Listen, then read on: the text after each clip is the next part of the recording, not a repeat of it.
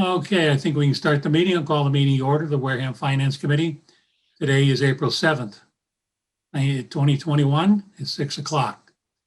Can I have the clerk call the roll? On a Zoom line right now. Can I call you later?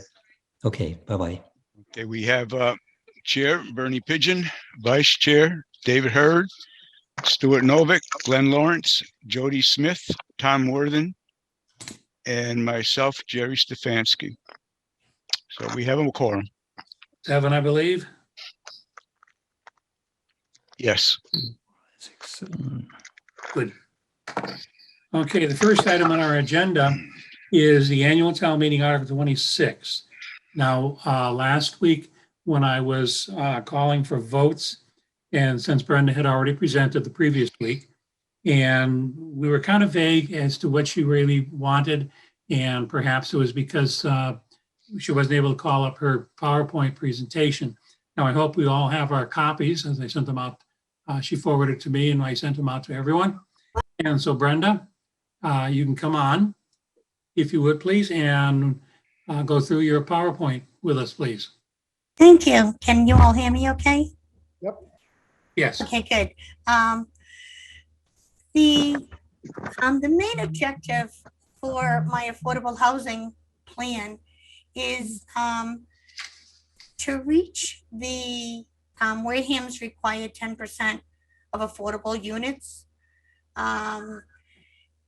with as little impact as possible. Right now, an affordable unit in Wareham is typically a household that doesn't earn more than 80% of the area's median income. And we are in the Boston market. I'm sure you've all heard a lot of, complaints about that, but we are in it. And right now, for our area, a family of 4, it's $98,500 is what is considered affordable. So it's not low-income housing. If you look at the paperwork that Mr. Pigeon handed out, the third section is that if you had a choice, would you rather have in your neighborhood another, single family, 2-bedroom house, or a 4-unit apartment with 2 bedrooms, 2 3-bedrooms, 10 people, 4 cars, and the apartments for a 3-bedroom would be affordable, would be considered $1,719 a month. And if people can't afford that, then what the apartment buildings can start doing is they can start asking the state to accept Section 8 vouchers, which is when we tend to have problems or people start to be concerned because it's low income. So essentially, in a nutshell, if you look at the next slide, it pretty much shows that there are people that have lots of land that they bought that are 2 or 3 lots. So they're considered huge in their neighborhoods. And what my proposal is to allow them to subdivide them to what the original planning board had approved, as long as it hits the 5,000 square feet and the 50-foot of frontage that complements the rest of the neighborhood. And in exchange, they're allowed to either sell it or build it, but it must be deed restricted affordable. And I did in a typical neighborhood, this is actually 4 streets away from me, these pictures here, that although it looks like they could both be built on, the one with the X on it can't be built on because that house was built too close to the lot line. Across the street, the one with the blue dots, or the blue with the white houses in them, those ones is owned by one person. So that could be divided because they're far enough away from the lot line, and another small house could be built. Now, as the finance committee, I know that one thing, let's see, All right, well, the street view is just to, again, to give you an idea of the distances. You can see the houses. They're all, a decent distance apart. But they could definitely be, so one could be squeezed in without doing a lot of damage. And Wareham zoning, and not just Wareham, but a lot of towns, years ago, decided that they wanted to limit their growth. And of course, it makes sense because you don't want to have to build more schools. You don't want to have to, do all that stuff. So they changed their lot sizes from the 5,000 that was created by the state in 1951. And they became 30,000 in Wareham, 30,000, 45, 60, and 130,000 square foot lots. And so people who bought multiple lots, whether they were going to try to sell them as an investment later on when they first came down here, or sell them to family members, the minute they sold them, they were no longer able to be built on. And in 1951, Wareham joined them all in common ownership. You had 2 years to build on them. Without losing the zoning. And now you have to go and try to get a variance. And that is to build anything you want. This would only allow you to build affordable. So the way that this would help Wareham is 100% of the units developed would go towards our affordable inventory. That means people in neighborhoods, I could choose if I want to have a 40B house next to me or not. And it's not having a whole apartment complex shoved into my neighborhood. Now the revenue, which I think with finance, you may be interested in this. 815 Main Street, which is an affordable housing apartment building that was built about a decade ago. There are 49 units in that. When you take how much they pay on taxes, or their valuation, I'm sorry, you take what their valuation is and you divide it by the 49 units, it comes out to $83,580 dollars per unit. A 2-bedroom bungalow, the ones that I showed in those previous pictures, on a 5,000 square foot lot, the valuation is $190,000. So for every single family that we can get to buy, or a 2-bedroom house, instead of going into a 2-bedroom apartment, means an extra $100,000 valuation to the tax base versus a traditional 40B development.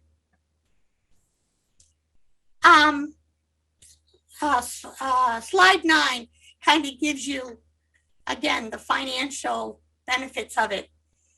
On those houses I showed you before, you have house number 1, house number 2, and those ones there, the total valuation for those two on 15,000 square feet of property currently right now is $386,000, $800.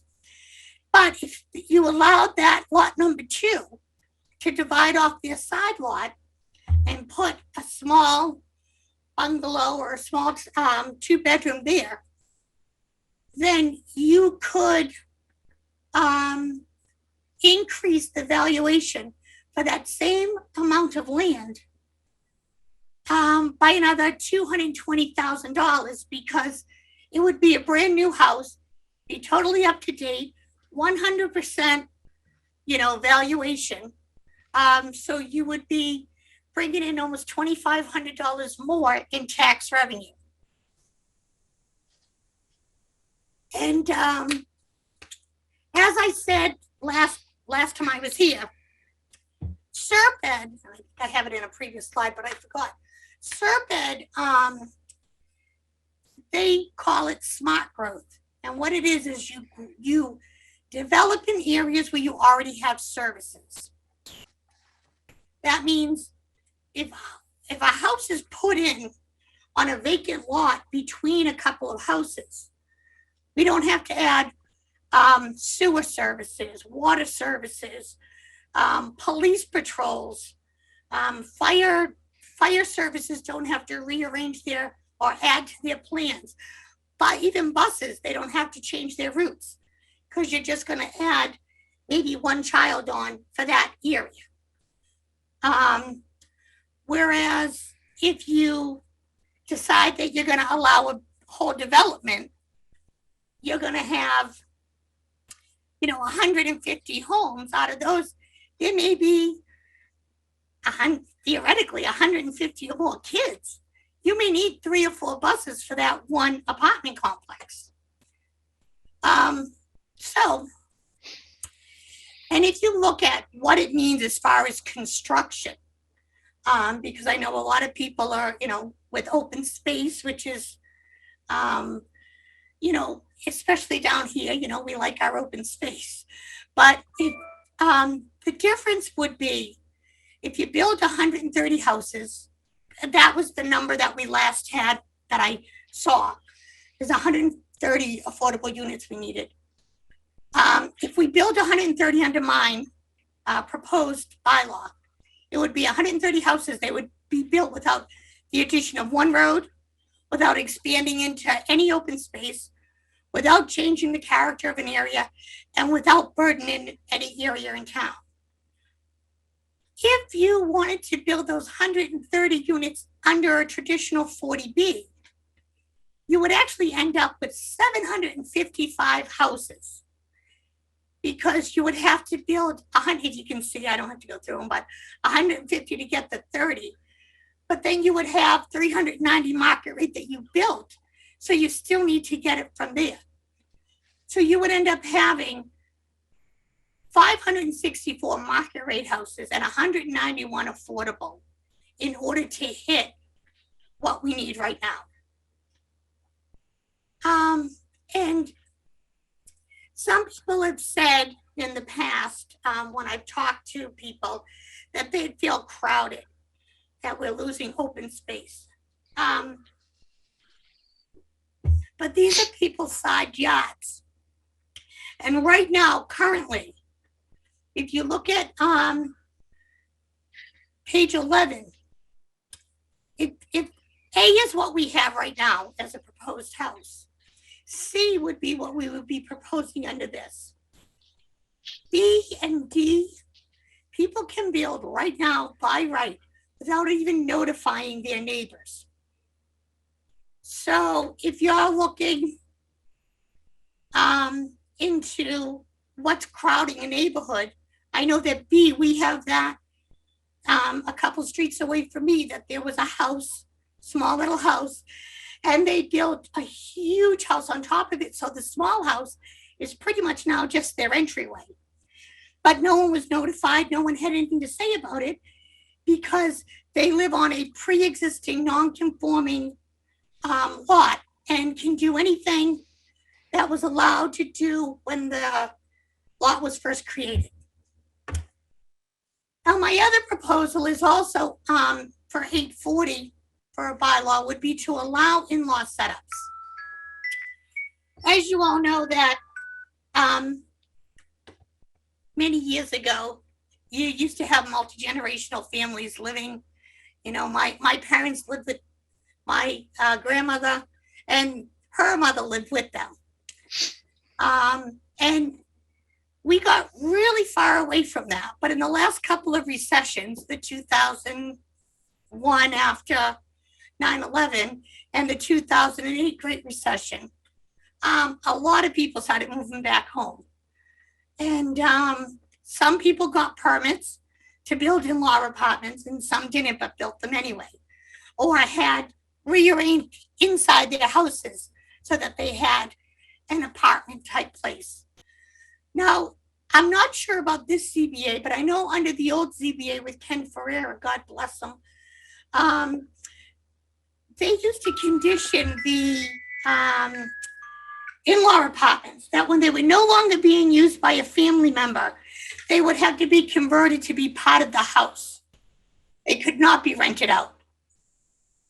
What I'm saying is allow that. If we allow someone to either come clean with an illegal apartment so that, well, we can get them on the record, but also, you know, being safe. It would be beneficial to the renter who would have an affordable place to live, the property owner who would be getting, you know, help with their bills and stuff, the town, because we'd add another affordable unit to our count without burdening any systems, because it's really no difference if I have my daughter and her husband and young child come live with me, or if I put them on a wall on the other side. And excuse me, and the homeowner, right now, under our bylaws, a homeowner can rent out up to 2 bedrooms to, quote, lodgers. And so I don't really think a burden of an in-law apartment is so different. And in most of the areas where this is, you know, the Swiss Beach area, Onset, the Main Ave area, Indian Mound, Cremisic, I guess, Weewianic, all those areas that had sewer. Most of those areas paid per linear foot for sewer. So the sewer has already been paid to run by the house. So because they counted them back then as, I know that like my frontage, I have like 170 foot of frontage.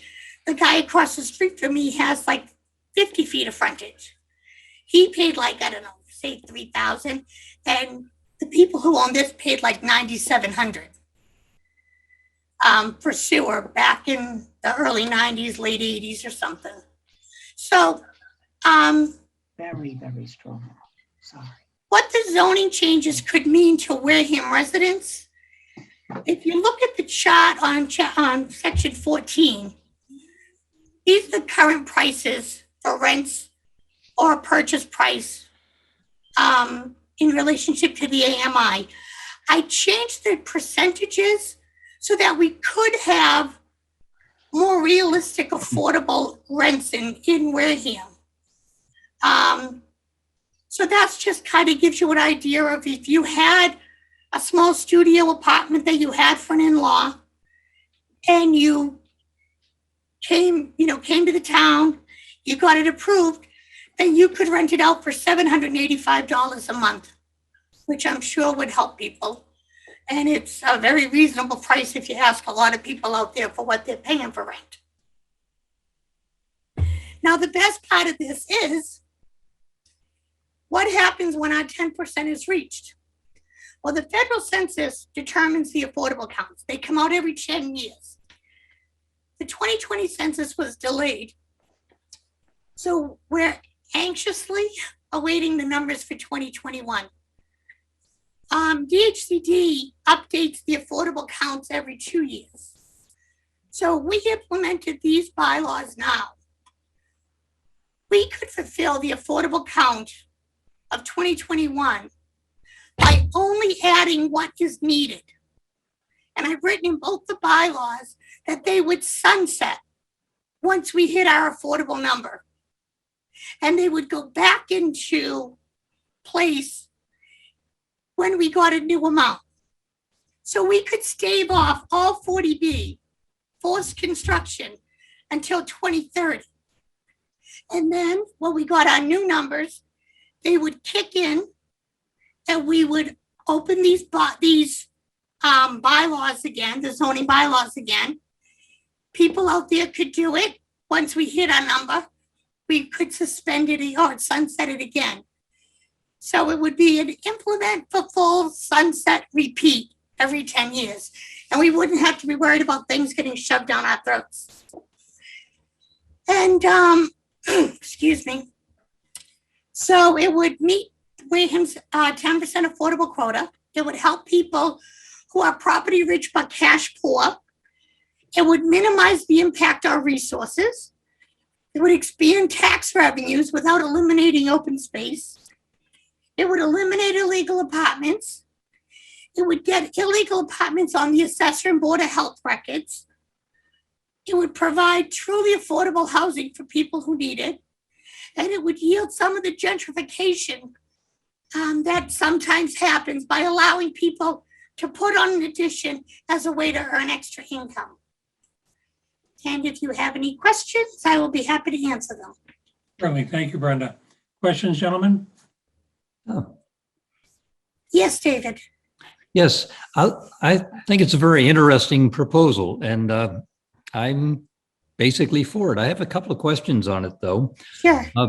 Are there any other communities that are using this approach right now? 840, which is the in-law setups and the illegal apartments, Hyannis did that back in, I believe it was 2006, 2007. At least that's when I was there, and they were doing, I was going to school down there and they were doing it then. The other one, no one has tried it yet. I've spoken to DHCD and Housing Partnership. They both love the idea. They've never heard of it before. What I also have drafted up is applications.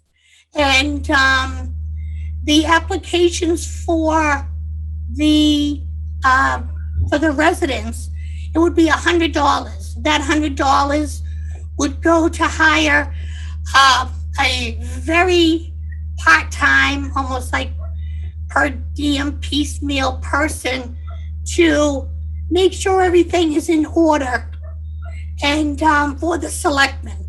And then, but it would be no benefits, nothing for anyone to worry about. So that's why I did that as well. All right. And have you passed this by town council? I have talked to Rich Bowen about it.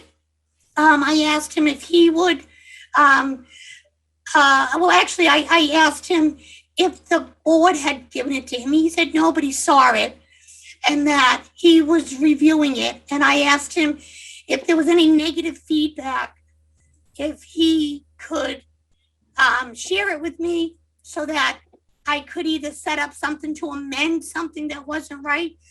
And he said he thought it looked good, but he has not given me back anything else except for that. So. All right.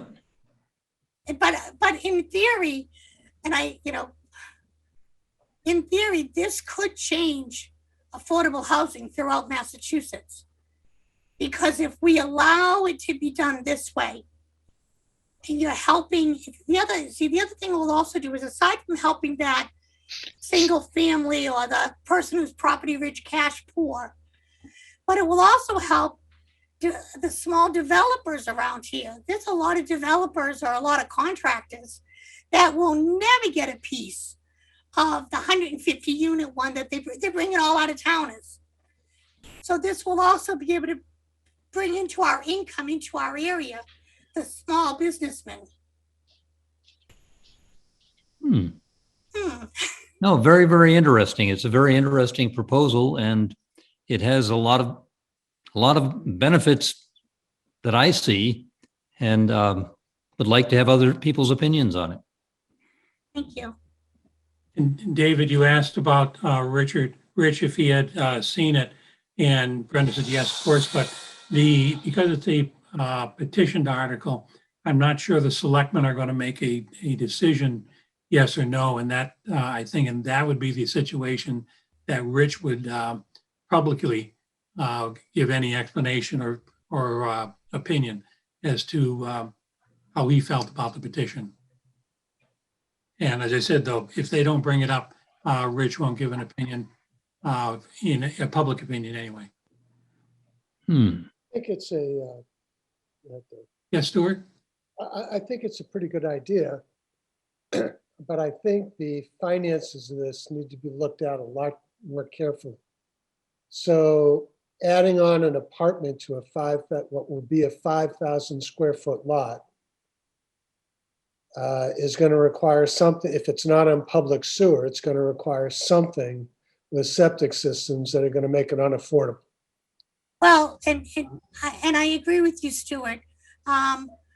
However, there are, depending upon the type of septic system it is, I mean, chances are it would have to be a raised system. If it was something like that. However, there are some areas up in Shangri-La where they have those with a 5,000 square foot lot right now.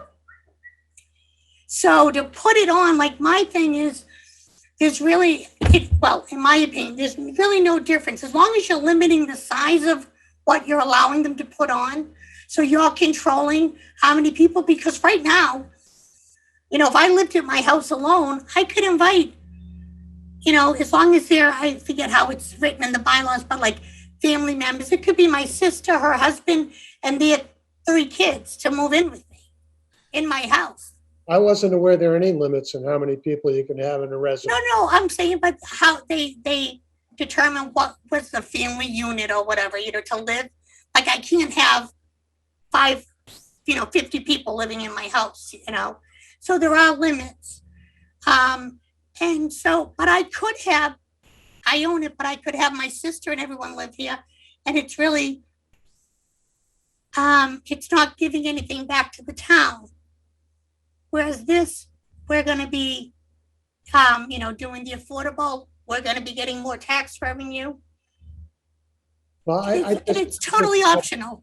I'm just not sure how financially it works out to build a new house in a 5,000 square foot lot that you can rent out for $1,700 a month, or Well, and how much you're going to be able to get people to pay for it. well, I just need to look at that because while it may sound good in theory, if it doesn't work in practice, it's worthless. no, you're absolutely right. And I see one of the things also is that with affordable housing, you cannot make more than 20% profit. That's what it is, whether it's the big developer or a little guy. I have gone through, now granted, I know in the last few months, wood has gone up, but I have gone through the numbers, and that's why I have that if you're going to sell the lot, that you cap it at 27.5, which is 1/10 of what a 3-bedroom would go for on an affordable. And building it, so 27,000. Now someone builds a small 2-bedroom for probably 150 to 170. Well, the max that they can get for affordable is 220 anyway. So if they're at, say they spent say 170, we'll make it easier, and 27, so 200,000. The most they could make would be 40,000, but the cap is at 21, would be 221,000 for a 2-bedroom. So that's what they would make as a profit. They may not want that profit, but it is optional.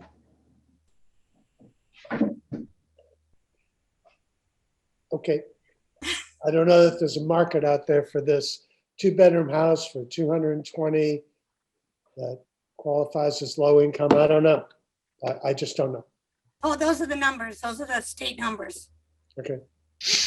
Tom, did you have a question? I did. How close are we to 10%? Right now, the last we were 130 away. 130 units. And how many of these units do you think we could do? 130. Right away? I mean, you think there's? I think by the end of the summer we could hit 130.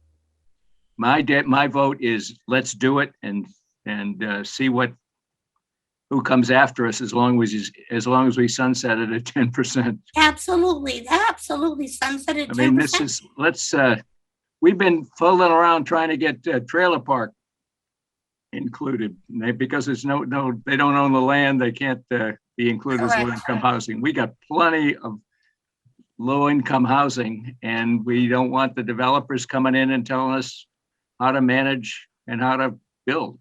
Correct. Thank you, Tom.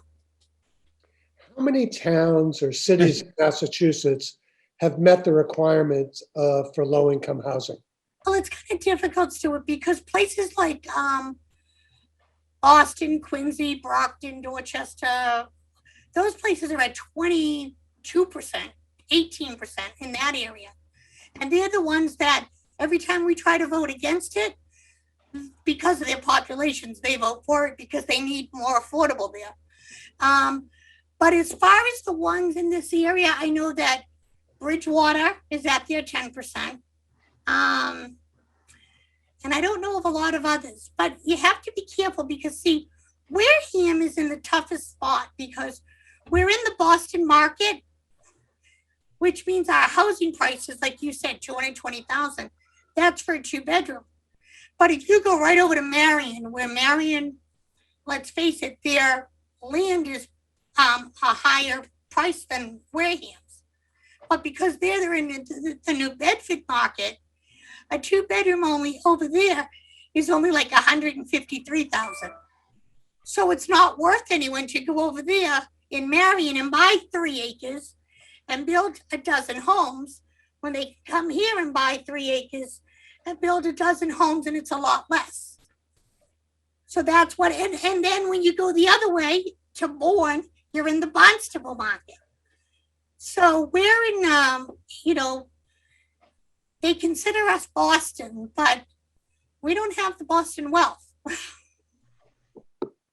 Sure enough. Do you have a question?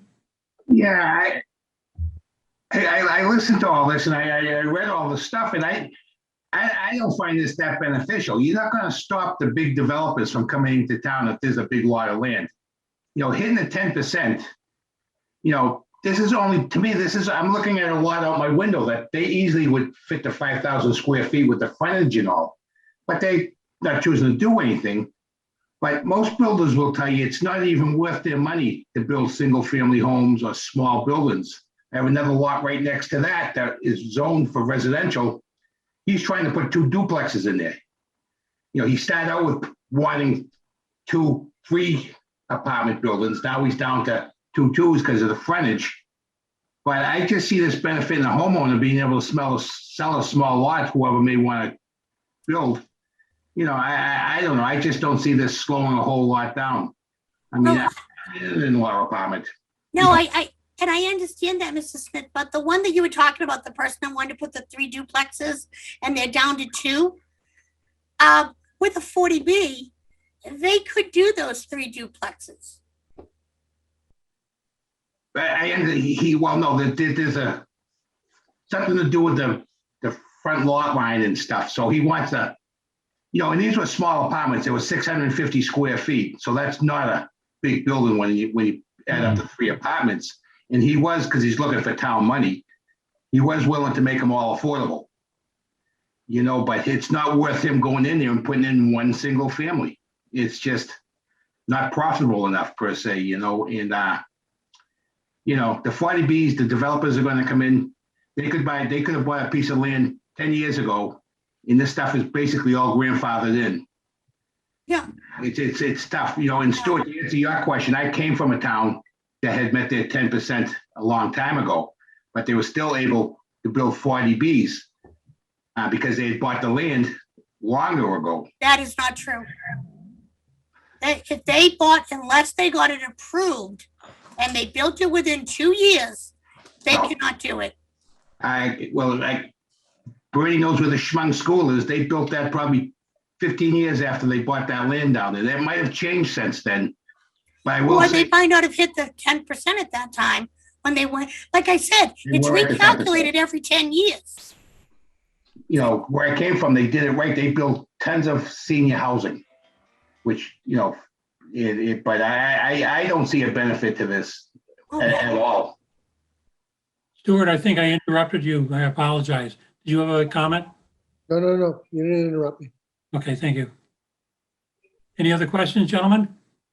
Yes, Jerry. So Brenda, sounds interesting. You've did a lot of work, and I'm sure you come up with some downsides. So what are they? There aren't any. Really? Okay, that was the first response. Now I'll get to the second real one.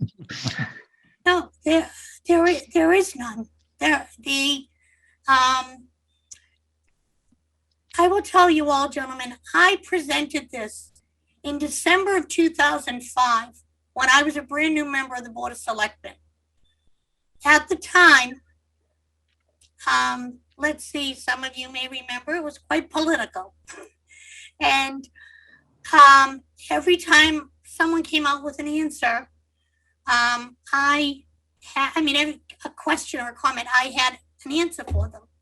And at the end of it, a former selectman said, well, it just seems like it's taken my open space. And that ended it. No one spoke of it again. And a few years later, Jimmy Potter and Jimmy was trying to get the mobile homes counted, Tom, and I was trying to get this through. And then there was some more political stuff and it never went anywhere. I've had some medical issues, so I've been away for a few years. And affordable housing is what got me involved in the town to begin with, because I thought that when I first moved here, it was about 10 years later, and I was looking at the prices of houses, and I thought, if my husband and I moved here now, we couldn't afford it without trying to find an affordable house. And if you look at the houses right now, I just talked to someone whose daughter sold their house over in Marion. It was an 1880 farmhouse. They've done a lot of work to it, but they sold it, I think it was $690,000 with, they waived the inspection. There were 7 bids on it. Every one of them outbid the asking price because there aren't houses. And there's very little affordable out there. Tom? My understanding is the reason for affordable housing is to allow a developer to come in here and put up whatever they want to put up as long as they meet a certain number of affordable units. So if they don't have to meet the affordable units, then they're putting up better buildings at higher prices. Have I got that? Am I Yes, crazy about this? Yeah, if someone is going to use affordable housing as a reason to build, they have to say that 20 to 25% will be affordable, which are the numbers I threw out there. The other 75% can be market rate. However, you're not supposed to be able to tell the difference between them by looking at them. So it's not like you can put in, I don't know, vinyl siding on one and the insulated vinyl on the other. They all have to be the same. The problem is, the most recent one that they were talking about, that went in front of the zoning board, that's going to be up on Cranberry Highway near Red Brook Road. It's 150 units of 2 and 3 bedroom, I think 2 and 3 bedroom apartments, and 20 duplexes, 150 apartments. Even if every other one has kids, you're talking 2 busloads of kids. And it's all going in one area. So it's also, as I said before, when they get those, just like the other big complexes in the area, what happens with those is, number one, they get to waive all local zoning. That's part of 40B. That's the thing we don't want to have, and that's what your system takes care of. Correct. And number 2 is that they have, as far as the construction of those, if they don't rent them, and like I said, a 3-bedroom in an apartment building, $1,700. So if they don't rent it, I mean, that's more expensive than people's mortgages. If they don't rent it, they could go to the state and say, we have these apartments and we don't have anyone to rent them. Can we Section 8 them? And then we subsidize, or the state subsidizes it. So not only did we lose our open space, not only do we have an extra 100 kids in the schools, but we are getting, our state tax dollars are paying, say, $1,200 of that $1,700 for them to live there. And when they do that, as I said, they're only putting out of 150, only 37 of them are affordable. So now that gives you another, what is it, 105, 115, which is another 10 affordable you got to come up with somewhere. So it's like this rolling thing that doesn't really end. You never catch up. Right. But if you do it this way with 100%, you do catch up. And You're this is, going to get known statewide, Brenda. I hope so, Tom. Believe me. Like I said, this has been my passion. I went back to school. I went to my undergrad. I did my graduate. I did a whole presentation. I got an A, so that was good. But this has really been my passion. And unfortunately, because I got sick, I had some medical issues, and that's my voice. If any of you know me, I used to have a much stronger voice, but You're doing well. thank you. But that's why I decided, I'm like, this has to be stopped, because when I found out about the one down on Red Brook and Cranberry Highway, I asked to see the pro forma, which I don't know how much of that you guys know, but a pro forma is when you say to them, hey, they originally wanted to build 175. We say, and I guess the town said, no way, that's too much. We want, well, I guess we said 150. But if we said we wanted 20, they would say, we can't do it for that. And they would have to show us their whole balance sheet. We dropped it from 174 to 150. And we never asked them for the pro forma. So we really, in zoning, in my opinion, we should have said to them, let's look at 70 units and then prove to us that 70 isn't financially feasible for you. But they didn't do that. And so, we've got 140 at the corner of Glen Charlie, or Depot Street and Glen Charlie. We're going to have 150 at Red Brook and Cranberry Highway. It's going to be a lot. Indeed. So we've got to figure out a way to stop it. And this, I'm hoping, will be the way. Yes, but unfortunately, the other units that you mentioned, I believe, are already permitted. And so they're already out of the barn. And we're trying to close the door with using your proposal here. Correct.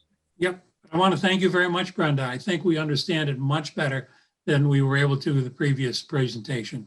Thank you very much. And I'll see you guys on Saturday, the 10th. Yes, and we'll be voting next week on this issue. Great. Thank you. Have a good evening. Thank you very Thank you, much. Brenda. thank you, Brenda. Well, gentlemen, thank you very much for that. And then we'll move on to the next item is the annual town meeting, Article 20 and 21.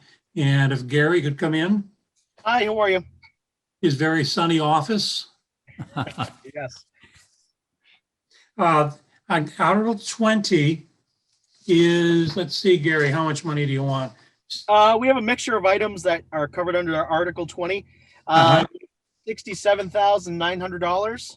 Yes. So I'll start at the top of the breakdown and I'll head down. So a few years ago, we leased vehicles. Obviously, this is our last payment for them. So this is the final payment towards the leases, and then we own the vehicles outright. They were, I believe they're 2018 pickup trucks. So they're obviously in good condition, low mileage.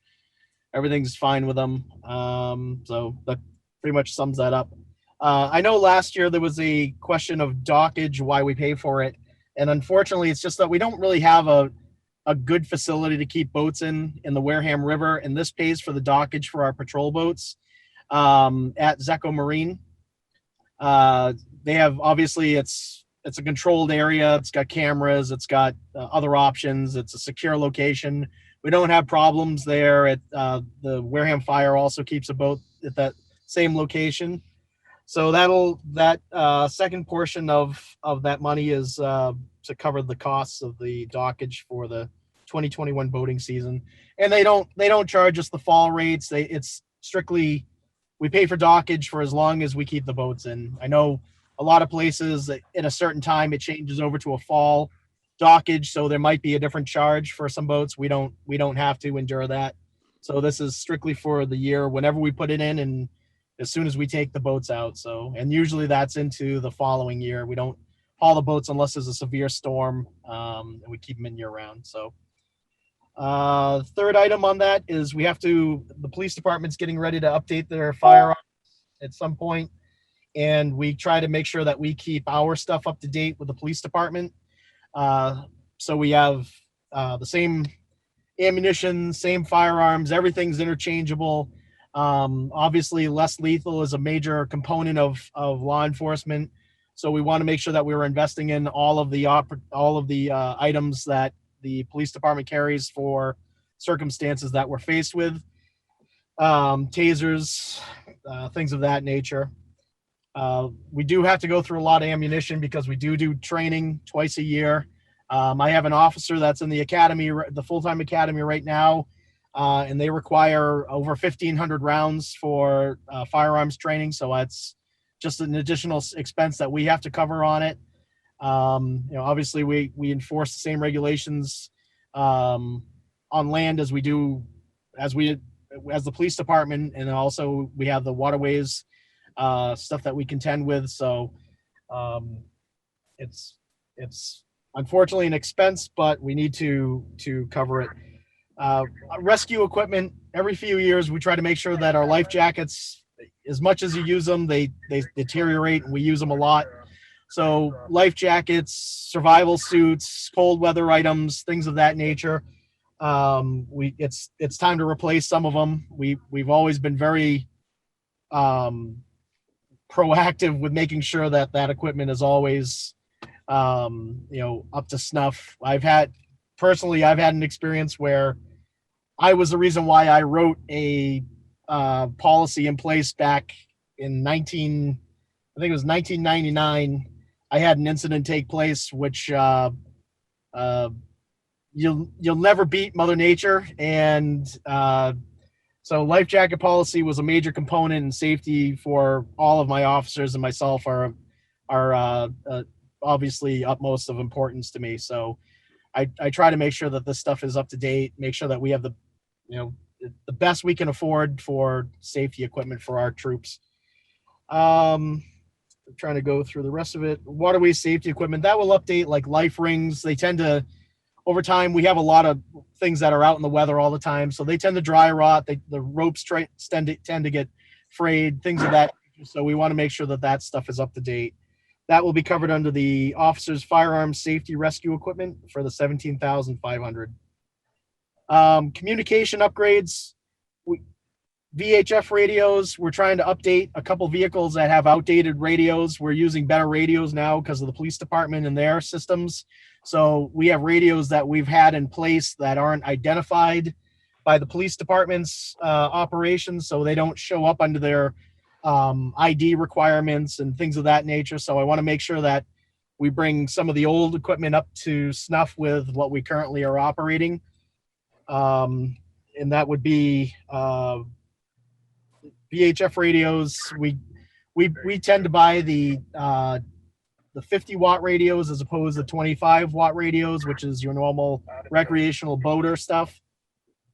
So we want to make sure that that's going, because it's always used. It's not your turn it on the weekends kind of operation. It's used all year round. My next portion of Article 20 is the navigational aids.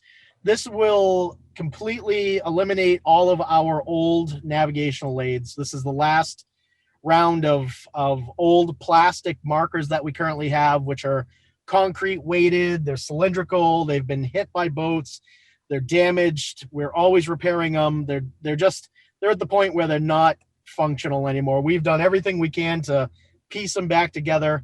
We're utilizing an all foam style marker now. They're a little more expensive, but they're extremely durable. They're built in Connecticut as opposed to Washington State. And we're finding that they're working great. We've had boats strike them. We've had them left out year after year in all conditions. We don't have to paint them, which saves us a ton of money because at $225 a gallon, I'm usually buying 6 or 7 gallons of this bottom paint to paint them. So now we have these markers that are actually, we can just put them in the water, end of the season. It's a quick power wash, storage. One marker weighs maybe 10 pounds, if that. So we're going from a 50-pound marker to a 10-pound foam marker, which has been all of our backs. Thank you in advance if you do pass this. That will eliminate all of the nav aids, the speed markers, the swim zones. Everything will be on this new form of marker, and we're going to buy them over time. So we're going to buy swim first, and then we'll go to the nav aids, and then we'll go to the speed markers and break it down so it's spread out over the course of the summer so we can get them all squared away.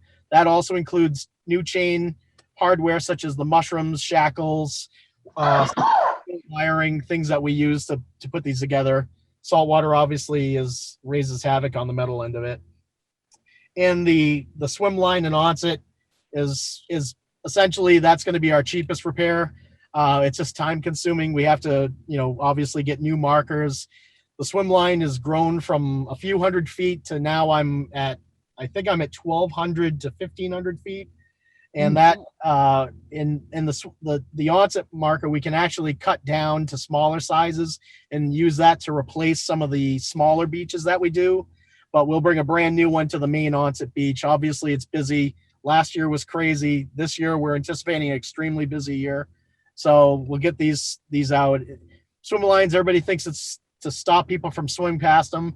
It's essentially a navigational aid to notify boaters that there is an area used for bathing. So there's a little bit of confusion with people. They think it's just a barrier for the beach. It's not. We're trying to teach boaters that just don't go in there. and we do have a very, very busy vessel traffic that goes by onset beach. So having this in place is a benefit for the beach there, especially, you get a day like last year where you got 1,000 to 2,000 people on the beach. And I know we're supposed to socially distance. Good luck trying to tell them it, but the beaches are packed. So we're trying to just upgrade that. Let's see what else I have here. The final thing is the town mooring maintenance. We obviously have transient moorings, town moorings. We utilize them for people coming in overnight. If we have a boat broken down and the towboat company's coming in, or we have a situation, we can put stuff on it. I had 2 moorings. We do independent inspections on them, so we don't do them.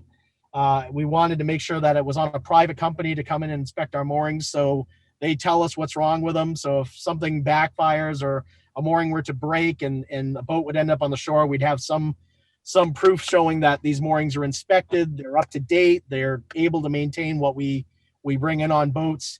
And I did have 2 systems fail, and they were installed in 2015, so we've got 6 years on them.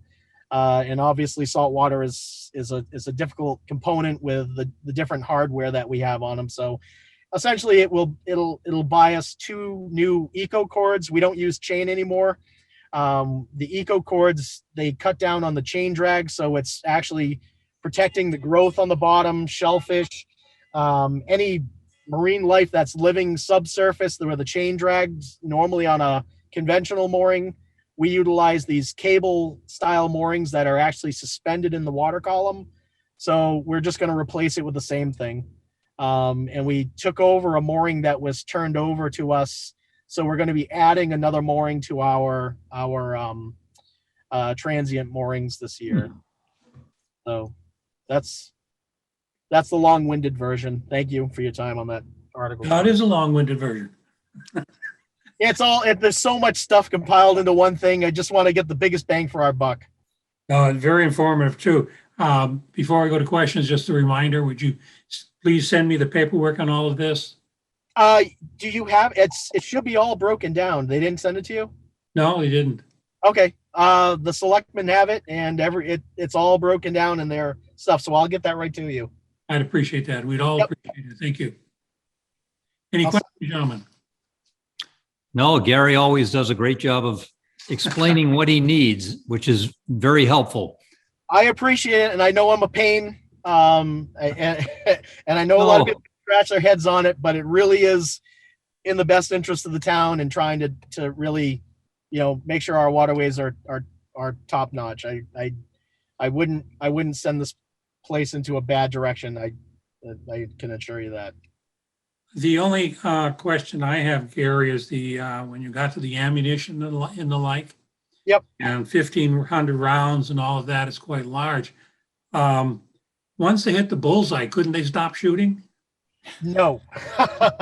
The police academy, I have to give credit where credit is due, and it's unfortunate. I mean, I understand that we have to look at police reform, and they're looking at all of these different things. And essentially, we had it already, and we've given it a different name, and it's called community policing. But that's beside the point. The Mass Training Council for the police department is probably one of the best around. I've been dealing with this since 1998, going to the academy and going through all of the in-service trainings, and they have amazing instructors. They give out a lot of information, and unfortunately, the general public does not see the amount of effort and time that they put into the training of their police officers in Massachusetts. And unfortunately, that shows with the firearm training is also. I mean, we'll do a few hundred rounds even just in our basic refreshers, and for the academy to go through 1,500 plus rounds, and sending out officers that know what they're doing and they're putting that kind of trust in them. I don't care if they did 5,000 rounds. It's teaching them something that is part of their job, and it's a tool in their toolbox. So make sure they do it right. Make sure they're trained. Make sure they've got their act together, and let's have some good officers. And I expect our new cadet that's in there now, which is our new natural resource officer. I think I have a lot of faith in her. And I think she's probably going to come out top of the class. She's Wonderful. She's a fantastic person. She's got level-headed person. I appreciate the fact that the selectmen supported the fact that she was hired, and nobody will be disappointed on what she's performing. So, Well, your entire staff is outstanding. I completely agree with you. I have just a wonderful crew, and I couldn't ask for better. Good leader. Say, Gary, how much problems have you had buying ammunition or getting ammunition this past year? We work very well with the police department. Lieutenant Gerard and Chief Walchek have been fantastic with us. So we work off of when they're doing purchases, we try to jump on with them, and we're going to do the same thing for this, but we just have to buy more this time because of the fact that we do have one in training, and we actually do use our firearms a lot because of the animal situations. So we are utilizing rounds on a regular basis because we do have to. Unfortunately, there are animals that we do have to put down, so our firearms are actually being used quite a bit. I just had to reload my firearms because of we've gotten to the point where there are just unfortunately calls that we deal with that there's not a lot of ability to rehabilitate some wildlife, so we do have to take the next step on fast euthanasia. So Well, you're fortunate because there is a shortage of ammo. It's very hard to get. Oh, there's no doubt. Fortunately, I think the police departments have some different options, whereas it's a law enforcement driven purchase. I think that opens them up the door to, I would assume, at least some first abilities to purchase it. Excellent. Okay. Anything else, gentlemen? We move on to Article 21, which is almost self-explanatory as compared to what we just experienced. Yeah, it's an interest payment. It's an interest payment towards the onset pier. floats that we just put in a couple, well, now 2 years. I can't believe it. So this is the interest payment for this portion, and then we'll be coming back for fall town meeting for a $60,000 payment towards the docks. And I think we have 3 payments left. So that will give us, that will wrap up in a couple of years, and we should be good. Very good. Any questions? Nope. Being none, Gary, thank you very much. I appreciate your time. Thank you very much. You can roll your office home now. I appreciate it. Thank you. You guys have a great night. Good Thank night, you. Gary. Take care. Okay, our next article is on the special town meeting. The articles number 6 and 7 for solar, and one of my favorite people are going to do the presentation. Hey, Jackie. Good evening, everybody. How are you? Good. Everybody can hear me okay? Yes. Okay, cool. So we have a couple of articles on the special this year. Article number 6 is for a home rule petition for solar and wind taxation. I'm going to give you the short version of this after you just listen to all of that. This isn't going to cost you any money. What this is a way to, if town meeting goes for this, it's a way to make it so that we don't have to worry about going to litigation with solar farms that are, excuse me, that are claiming that they're exempt based on the old outdated laws.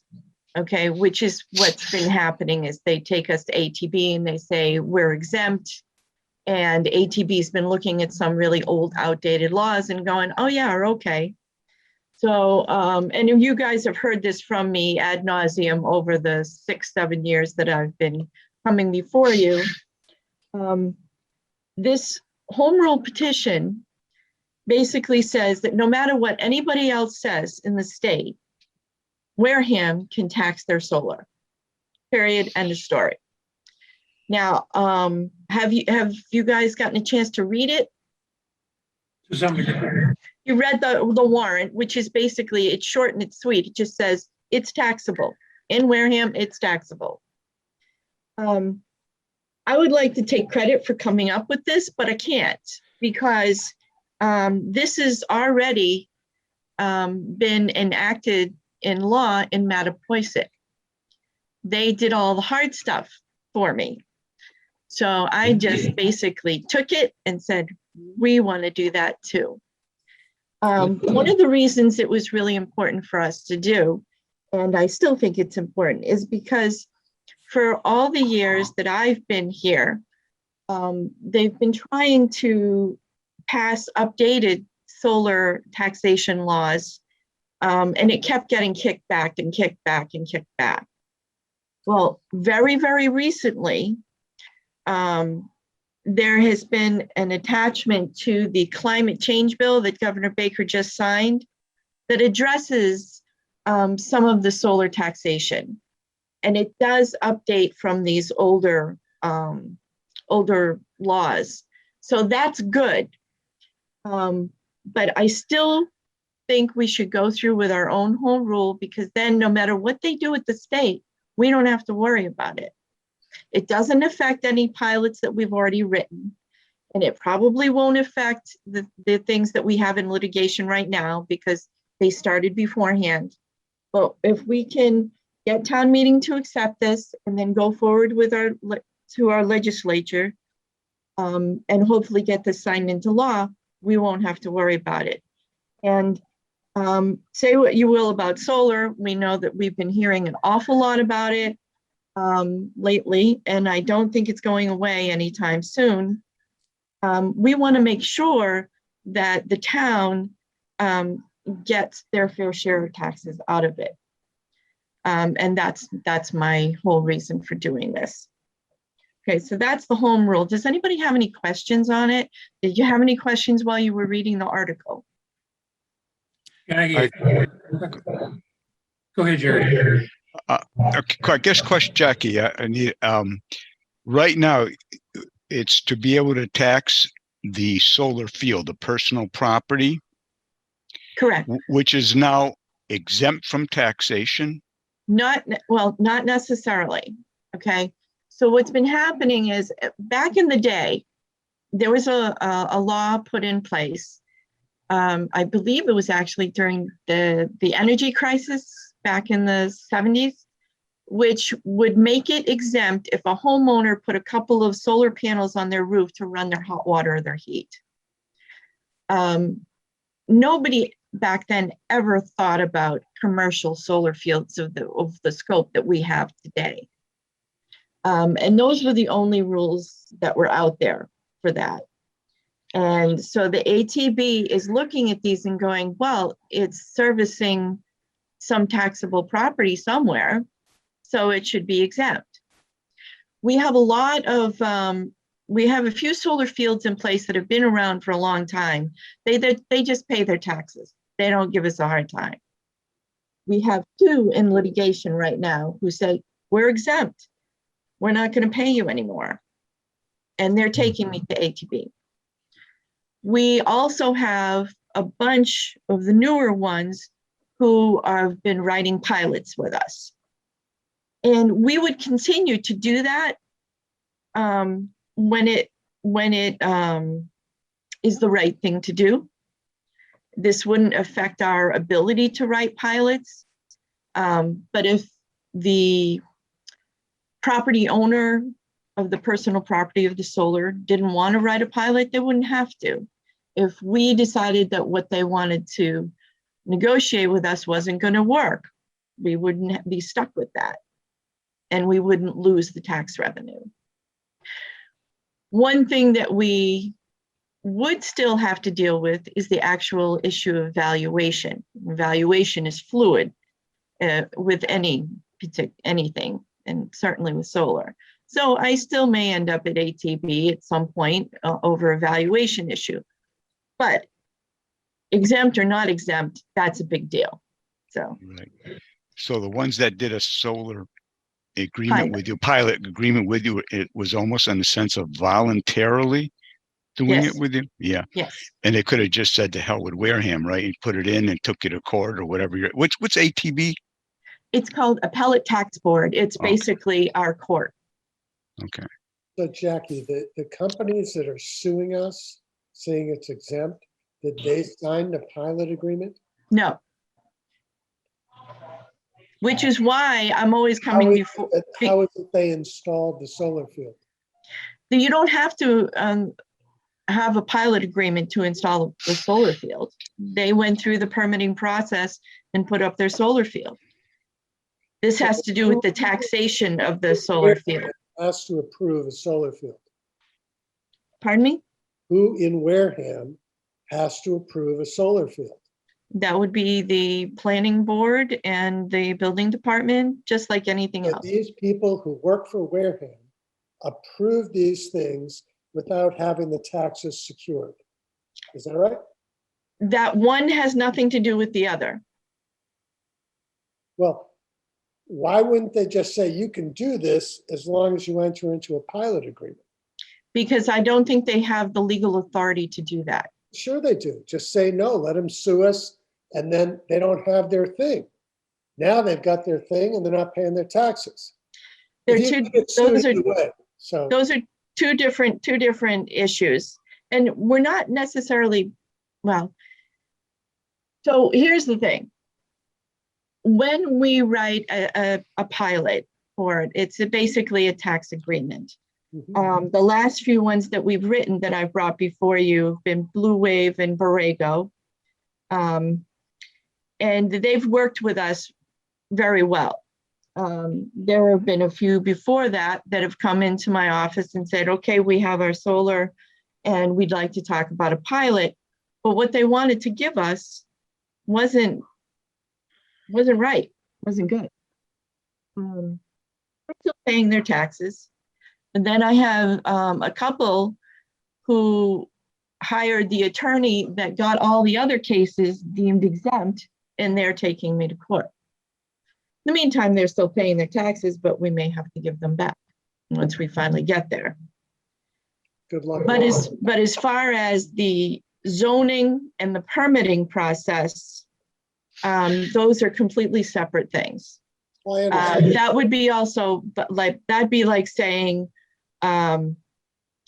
you can build this building, but you're gonna pay on a certain amount of money for taxes, which Correct. just doesn't really work that way. Well, why don't we buy it? We're getting sued either way. What the hell? Just, we'll have the money, they won't, or they won't have their solar field. I don't understand this. This is beyond my comprehension. That It's we like would- litigate before they build or after they build. With what, is that right, Jackie? You either litigate it before the construction or after the construction. No, one has nothing to do with the other. The But taxation, what I'm saying is if they refuse the permits for building, let's say, they're gonna take them to court anyways. right, I mean, it's gonna be litigated one way or the other. right. In the meantime, at least we got something over them. They're not getting, they don't have their field. Well, But they don't start now paying the- taxes until they get a field. We're not gonna pay you is ridiculous. Okay, that's just me. Well, I agree with Stuart, and the planning board should put that as a condition of agreement, but It's not, they may not it's- be able to do it. And so, legally, it's not a thing. As far Okay. as I know, they can't say, you can't build this. It's not part of zoning. And I don't think that would be legal, honestly. okay, well, Ken's That'll listening, take so 3 he'll years think to about it. figure out. But in the meantime, Right. we really need to put this through so you have some Right. clout when you're dealing with these people for Right. either for a pilot or for taxes. Okay, so this is the home rule petition. Basically just, we would put it through the legislature and it would just, no matter what would happen, and this would also be good if anybody decided they wanted to put wind here as well. It would cover that as well. And it renewable energy resources. I think one statement, Jackie, you made regarding this is you're trying to preempt anything the legislature may do that would dilute our ability to tax personal property. Correct. So Jackie, I just want to ask again, because I am confused. If this home rule petition goes through, can we say you can't build until you agree to pay the taxes? If this home rule petition goes through, it would make any solar project that is in the town of Wareham taxable. Would have nothing to do with zoning or permitting. It would be once that personal property exists, it would be taxable. I think that answered Stuart, but a back doorway. I just think that maybe we ought to be talking to town council about how we leverage our power here to allow somebody to build a solar field and then contest us in court about whether they have to pay taxes. Doesn't make sense to me. That's why we're doing this. To tell them you can't build unless you agree, then they can sue us, but in the meantime, they don't have a solar field. Well, But I this would be a lot easier way to do that. Because if we get this through the legislature, anybody who's gonna come to do a solar in Wareham will know that they have to pay taxes. Period, end of story. I think Stuart, instead of going through the planning board, Jackie's going in after they've built it. I mean, they can build it and it can just sit there if they want, but if they want to operate it, they have to pay taxes. Okay, I hear you. Has this been tested in other cities and towns? It got passed last year in Mattapoisett. That's the Matt. only one? Yes, Has it been ruled on by any appellate court in Massachusetts? it's a law, so it doesn't go before appellate court. Well, when they impose the law, has anybody contested it? Nope, it just got in last year. And how many people are now, how many companies are subject to it? None, because it hasn't been passed yet. Okay. It would apply to who's coming down the pipe. Not retroactive. I'm all in favor of anything that'll make it difficult for these people not to pay taxes. But I still think we need to think about a different strategy about how we're going to ensure we get money for this stuff. Well, if that were the case, that would have nothing to do with the assessor's office. That would be somewhere else along the line. I hear you. We are one town. We should be able to act as such.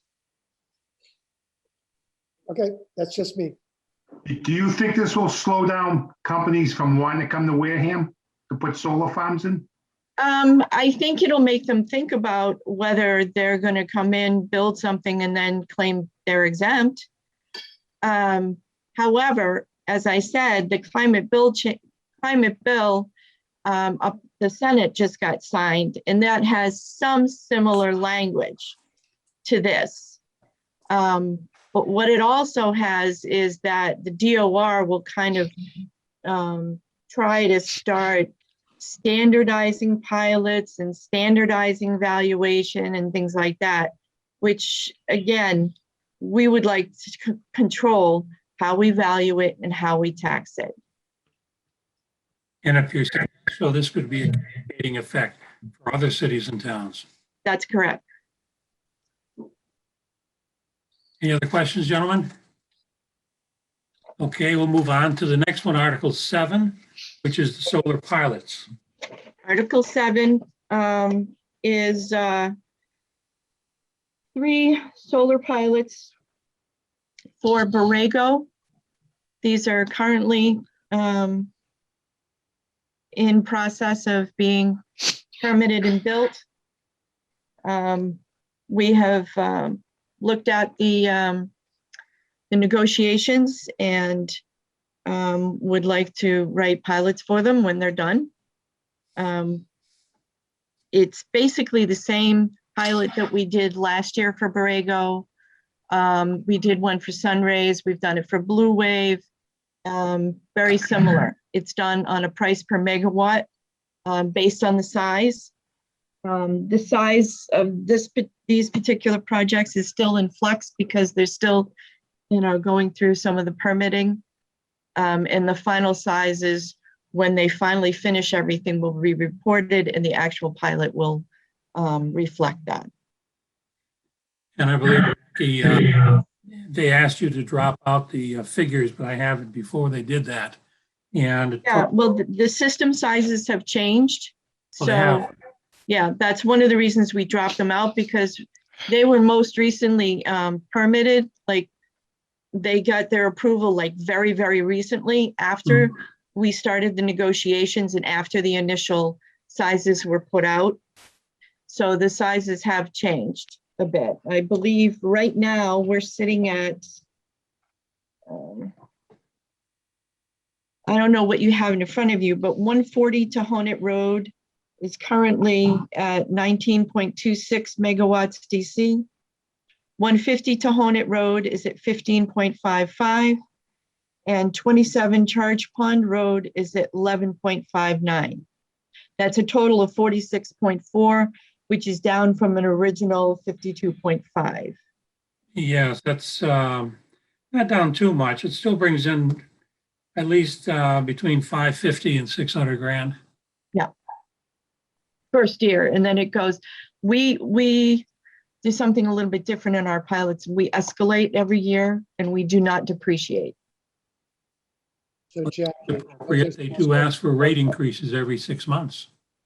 if Eversource does. if the home rule petition that you want, are we able to set the tax rate under that? No, that just says that it's taxable. Okay. So we can still write pilots the way that we do.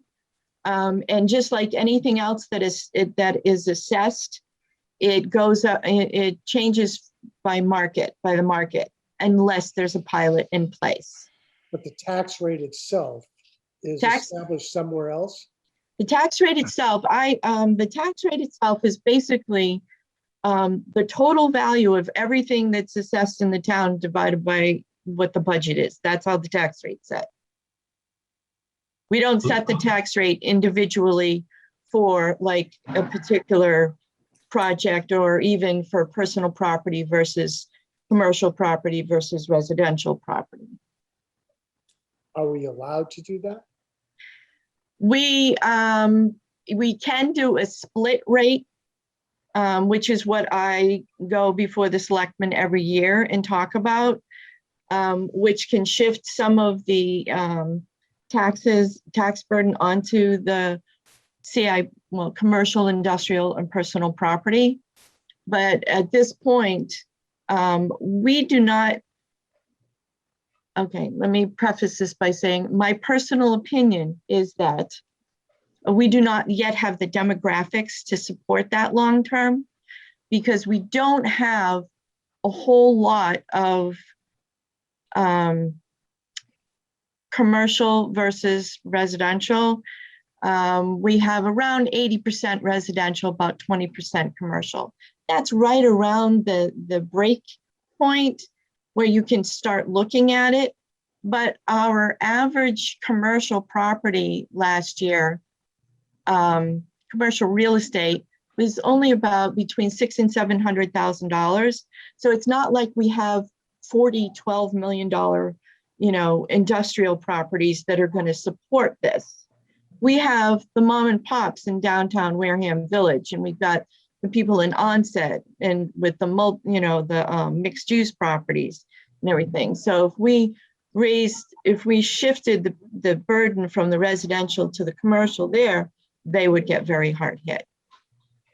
But under the home rule, there's nothing to prohibit the continuation of pilot. Correct.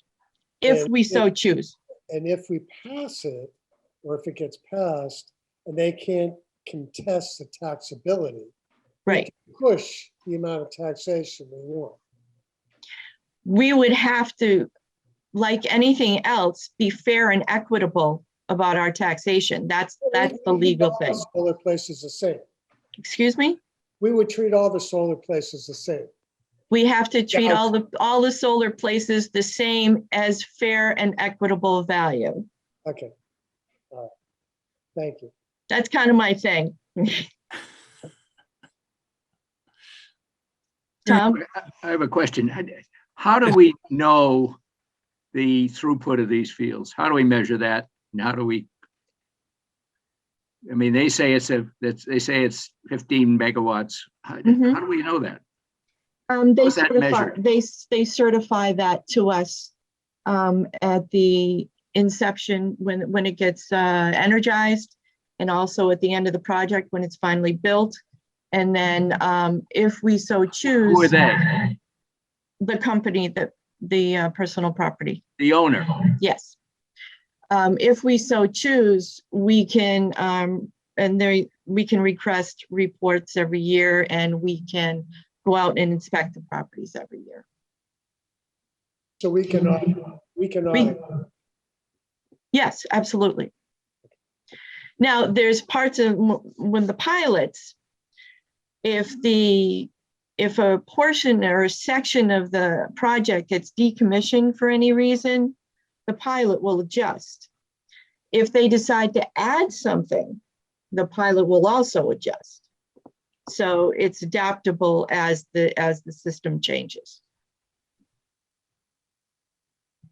So they can't just go put another, 150 panels on the back end and not report it and pay us. But the production per panel is going up all the time through new technology, new films. And so I don't know. I don't know how we would go out and measure it, know whether they're saying the 15 megawatt is actually 15 megawatt or is it 18 megawatt? Oh, I think we can figure that out. Pardon me? I think we can figure that out. How? If you have a You hire a third party who's an expert like this, they look at their books, they talk to them, they check it out, they'll figure it out. But if you have a cloudy year versus a bright year, is the taxes going to go up and down? No. It's just the capacity of the field. That's correct. Thank you. Anything else, gentlemen? No? Well, Jackie, thank you very much. You're welcome. Thank you. It's a few moments of your evening.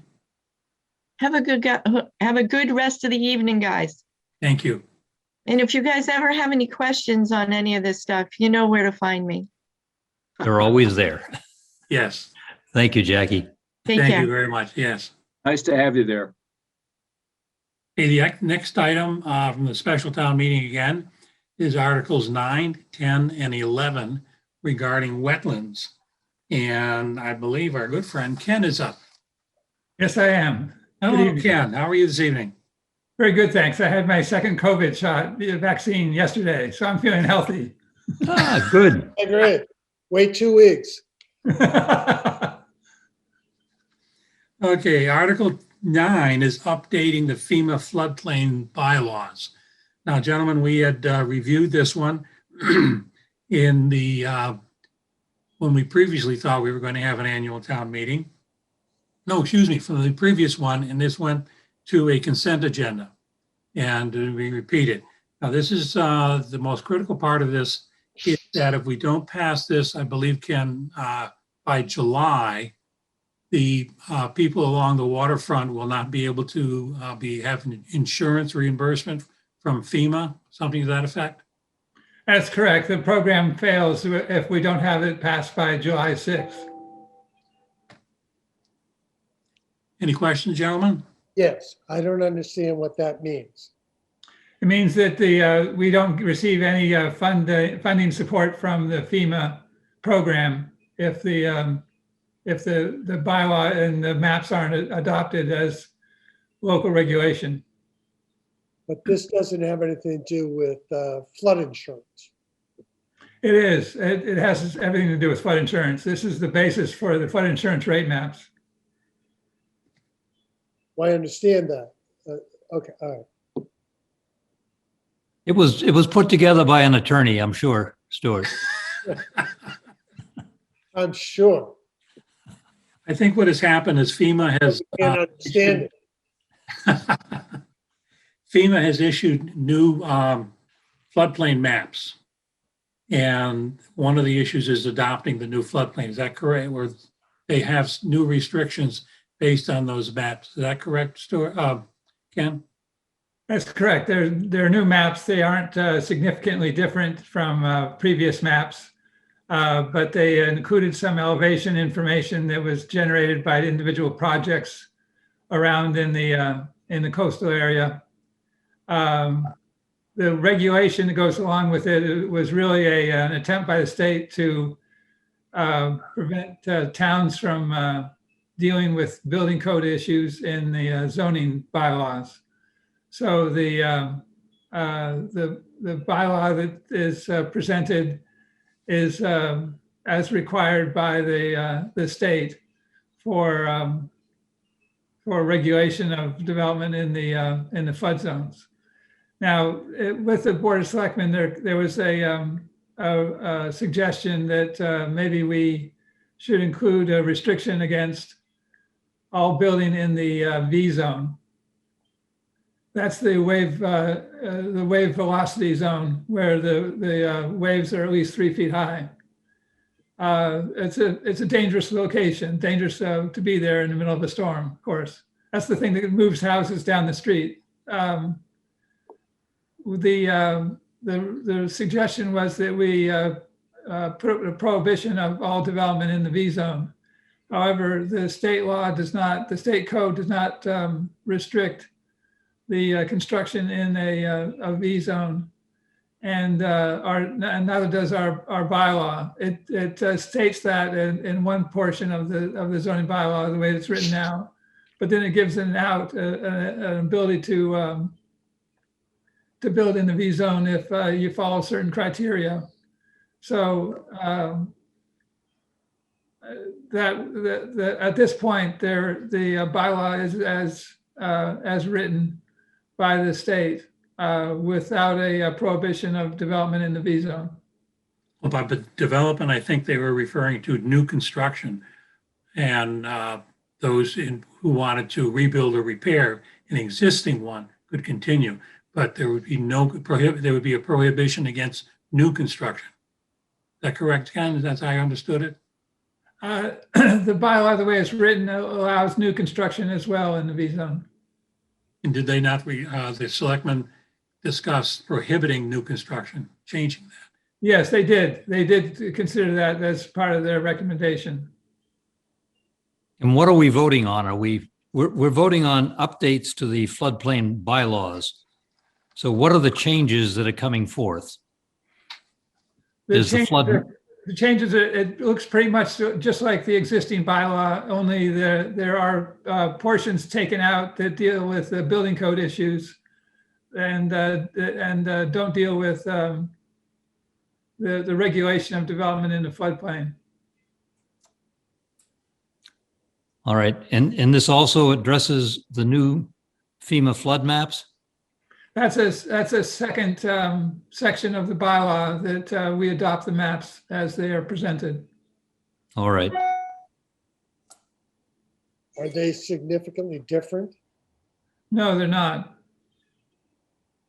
There was a few years ago, there was a big change. They attempted to put through something that in some places increased the flood elevations by 6 feet or more.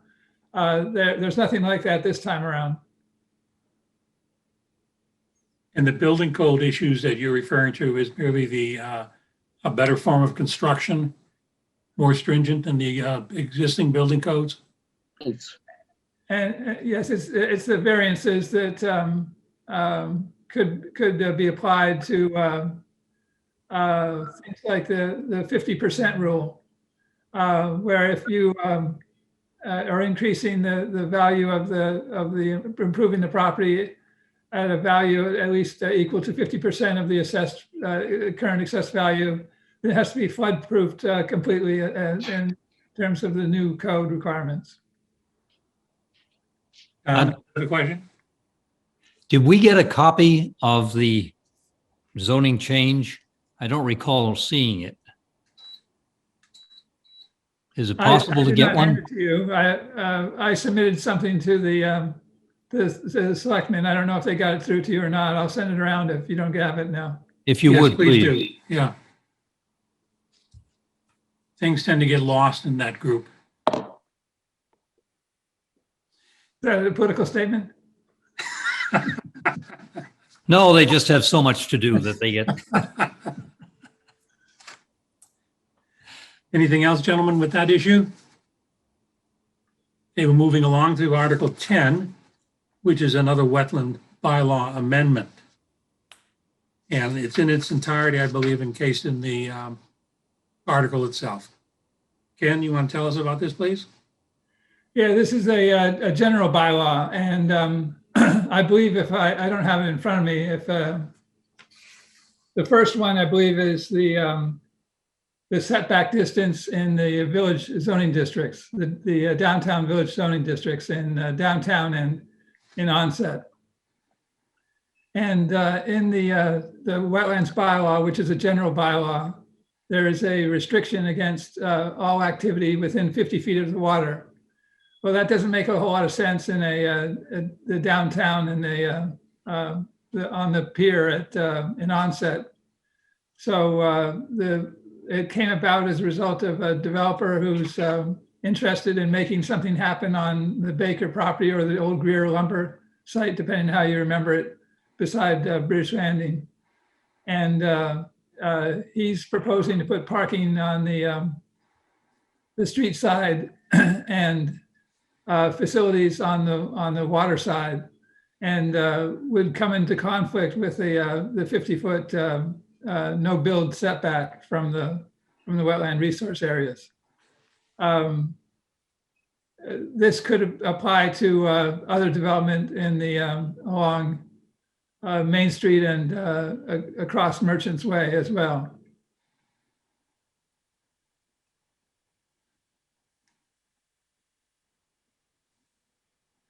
You're recommending that we approve this?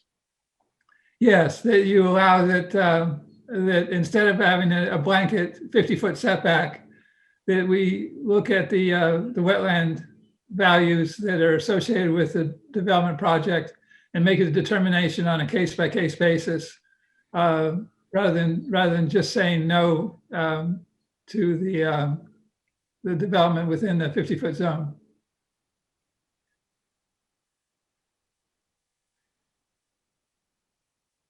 Any other questions? No, we'll move on to Article 11. While we were in the middle of the wetlands bylaw, there was another issue that came up that has been stirring around for a while, which is the exemptions that are provided to infrastructure projects under the State Wetlands Act, which are not allowed under the local bylaw, local wetlands bylaw. So what we do in this article is to set aside the restrictions of the local bylaw and allow that things like storm drainage and road work and utility work can occur without having to go through the full permit process required by the local bylaw, but will follow the state bylaw requirements, the state regulations, excuse me. Is this So this is like Bessie Park? Yeah, it could be like Bessie Park. does this just apply to the state doing work or to any developer? It applies to municipal projects. So that would also be what? Down on that road over by Tremont Nail then? Yeah, Elm Street, yeah. Elm Street. Work on that, the same thing. That we'd be provided the exemptions available by the state law that aren't available under the local bylaw. So it's a cost reduction measure. Anything else, gentlemen? Well, I'm not quite sure I understand why it's a cost reduction measure. Why I'm sorry, I didn't quite catch that, Stu. I'm not sure why it's a cost reduction issue. Because there are permitting requirements that are considered fairly onerous to go through if you don't have the exemption. I see. It's the permitting process, the creation of plans and documents to submit to the Conservation Commission review. But it doesn't apply to private developers. No, it does not. Okay.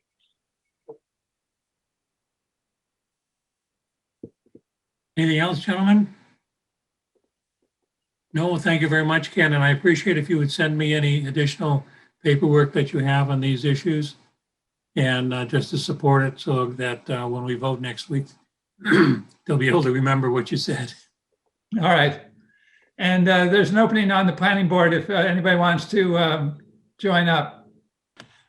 If you get a little more life in that meeting, I mean, good.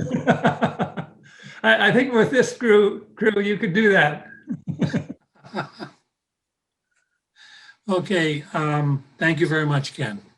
Sure. And Bob, if Richard Swenson is trying to get in, would you let him in, please? I did text him. Come on, Richard, where are you? I get him up from his nap. Uh-huh. Okay, here he is.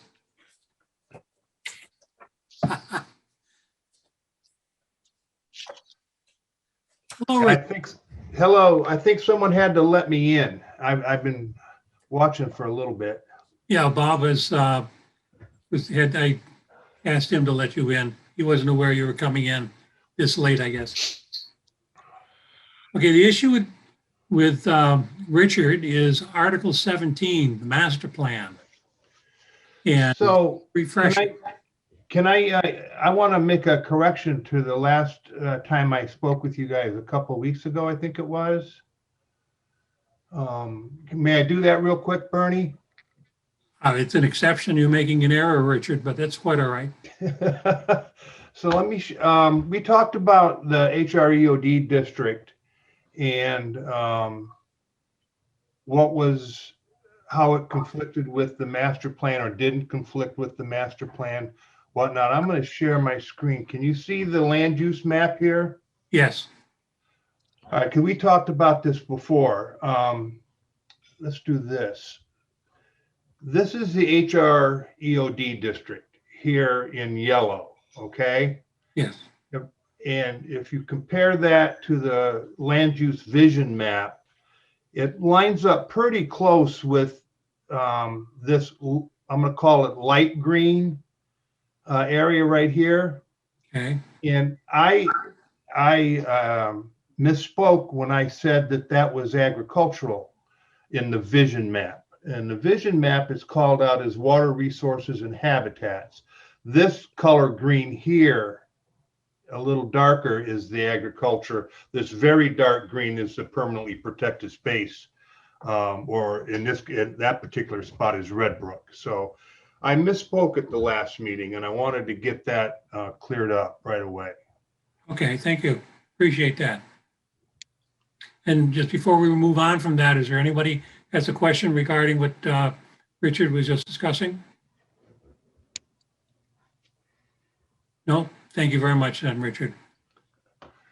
So would you all like to review a summary presentation of the master plan that I have? Would that Yeah, be why don't you take helpful? your map off the screen, Richard? How about we do? There this you one? go. Does that work? Yeah, just a Yes. refresher. Okay, so let's go through this. First, let's talk about what a master plan is. It's a vision and policy guide. I'm not going to read this to you, but the key point here. Yeah, just paraphrase. The key point here is it's not a zoning bylaw. It's not a regulation. It's not something that is to be misconstrued as a bylaw. It is long range in scope, and it should be a dynamic and evolving document. And I've talked to a lot of people I know that are involved in local governments, and unfortunately, master plans tend to not be dynamic and not be evolving where they really should be. Why do we have one? We have one that's tasked by Mass General Law. It's tasked to the planning board to write one, visit it, review it, update it, to provide guidance to the town and people that want to do work in the town, trying to promote predictable growth and set priorities.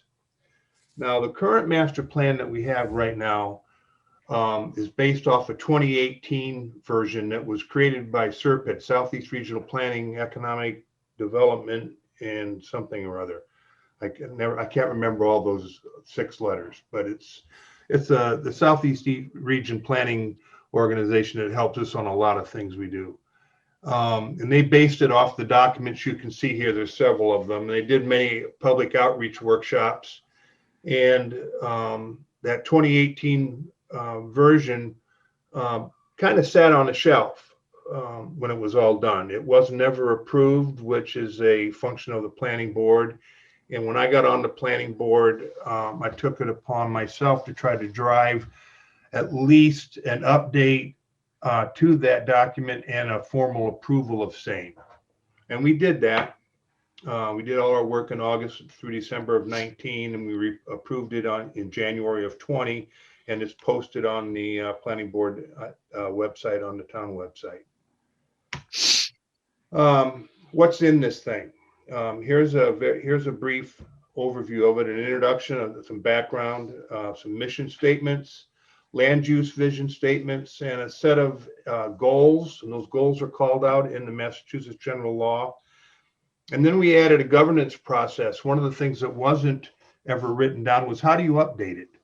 And we put together an update plan, or a process, I should say, that, to be very simple about it, it allows anybody in Wareham to come forward with proposals on what they'd like to see changed or updated in the master plan, and a process to review those changes and vote yay or nay on them. So In that master plan, as I said, there's 8 categories, and those categories break down to 20 distinct goals that consist of 56 specific strategies. And you can see the goals here, or the categories, I should say, revolve around land use, economic development, service and facilities, stewardship and service, transportation and circulation, housing, open space, and natural and cultural resources. And then I can talk to the update process, but that's really pretty simple. Where do these changes, where could changes come from? This is a list that really tries to say anybody that's a Wareham citizen or in our local government. They do a presentation to the planning board, who could, with a summary of what the change and update is, the motivation behind it, the benefits or expectations of the change and the proposed text. Planning board would either approve or reject it immediately, or make modifications to it and then approve it. Solicit additional input from just about anybody they want to. Maybe even reach out with a public hearing to the local community. Ask for a representation with modifications, and then go through the approve reject process again. That being said, let me give you just a little more color on the mission statement and those goals and strategies that are in there.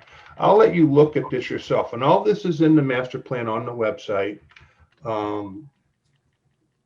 It has a mission statement. It has a set of land use vision statements around open spaces, neighborhoods and villages, business and commerce. And I'll comment here, this on the planning board, we've had we've had a couple instances where we get in conflict between open spaces and business and commerce, if you will, or neighborhoods and villages and business and commerce. And the master plan, in my mind, that the one in Wareham anyway, covers a lot of different goals, a lot of different aspects of what a city or a town or a village needs to do.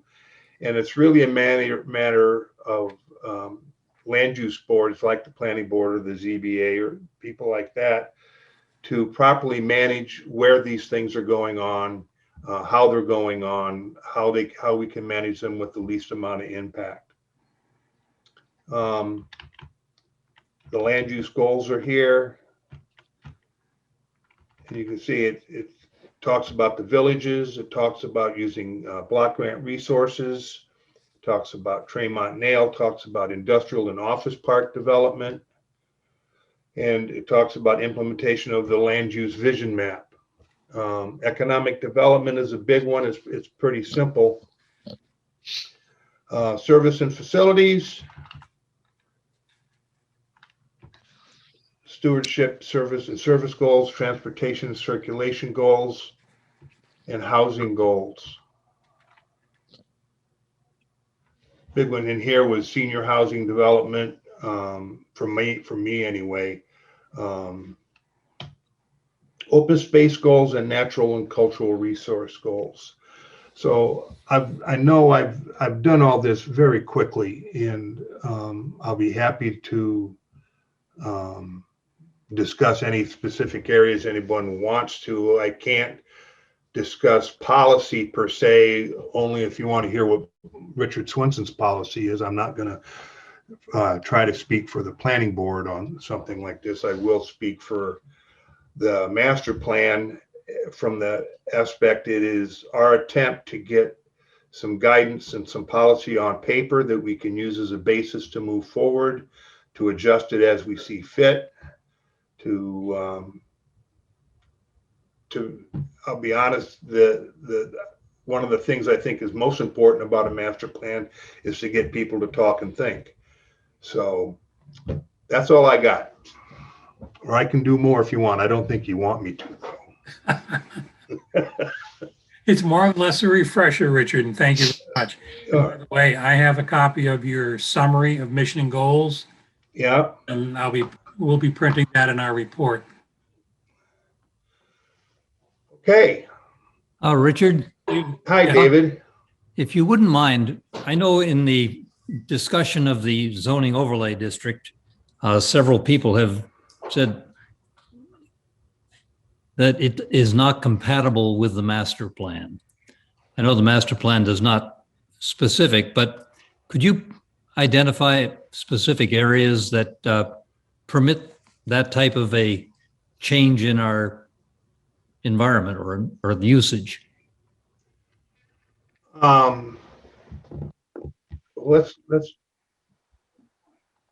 Let's go back to the vision plan. This is the vision plan. I don't have the, what I'd want to really show you right here is the current town zoning. The vision map is close to the town zoning map, but it's not quite. But if you look at the vision plan here, they talk about commercial business office and business parks. That's the dark red here and here along Cranberry Highway, and this is Wareham Crossing area. These pink areas here are the industrial park areas. And then the blue is the business park area here. So to answer your question, I would say the red, blue, and pink in the vision map is called out. I can try to zoning, it'll take me a minute. I'm trying to think where I have a copy of the zoning map at right now. I don't know. I don't want to take up all your time. Would you want me to take a second and try to find that? This is pretty close. I think that's pretty close, but the question is the Nodos land is not red or pink or purple. And no, so it's a light green. It's a light blue, greenish teal over here that I talked to before. Yes. It does not line up with the master plan. As does the current zoning for that land. That current zoning for that land, as you know, is residential. Well, it's residential, but it also permits piggeries or horse stables and a lot of other uses which aren't residential. Yeah, that's true. So, yeah, I don't want people to get confused about a zoning map versus a land use vision map. A land use vision map is a summary of what all the feedback that the SERPED people came up with during their 2018 process. The planning board didn't change any of that when we went through our review, and we left it as is. So that area right here in the teal to the east of Glen Charlie Road, which is called out on this map right here, is residential zoned. It's called out in the vision map as water resources and habitats, and the HREOD district is calling it out for mixed use, commercial and residential. All right, so that does not necessarily agree with the map, but I think the terminology in the write-up might provide more flexibility than the map does. The write-up in the overlay article itself, you mean? No, in the master plan. Yes. Yeah, keep in mind the master plan, as I talked to before, isn't a bylaw. It is a vision. It is a guidance. It's not cast in stone. And and the people who have made the point that it doesn't line up 100% with the master plan have a point. They absolutely have a point. I will say when people ask me why I support the overlay thing as opposed and why I didn't call this out before, and I've been asked that question. I talk a little bit about I didn't ever think that something along like the Notice Project would come along, and it never even crossed my mind. I think that COVID-19 had never crossed my mind in terms of the revenue impact it's going to have on our village and our town. So should we update it? If this HREOD thing goes through, I think the master plan clearly needs to be updated so it doesn't look outdated. But that's all I have to say there, David.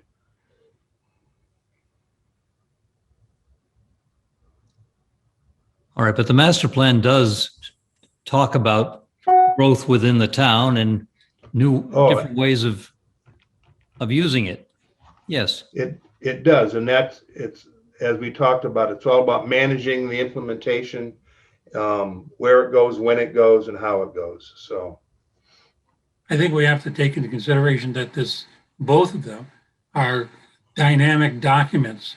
And as Richard has commented, to sit there and think that we're going to have this fantastic potential of a development going on there. I mean, it came out of the blue.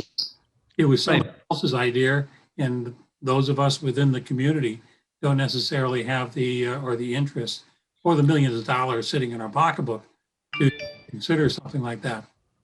But actually in this business and commerce that's posted right now, the master plan goal says encourage appropriately designed, high value development of commercial areas. And that's what we're looking at putting in there. Yes.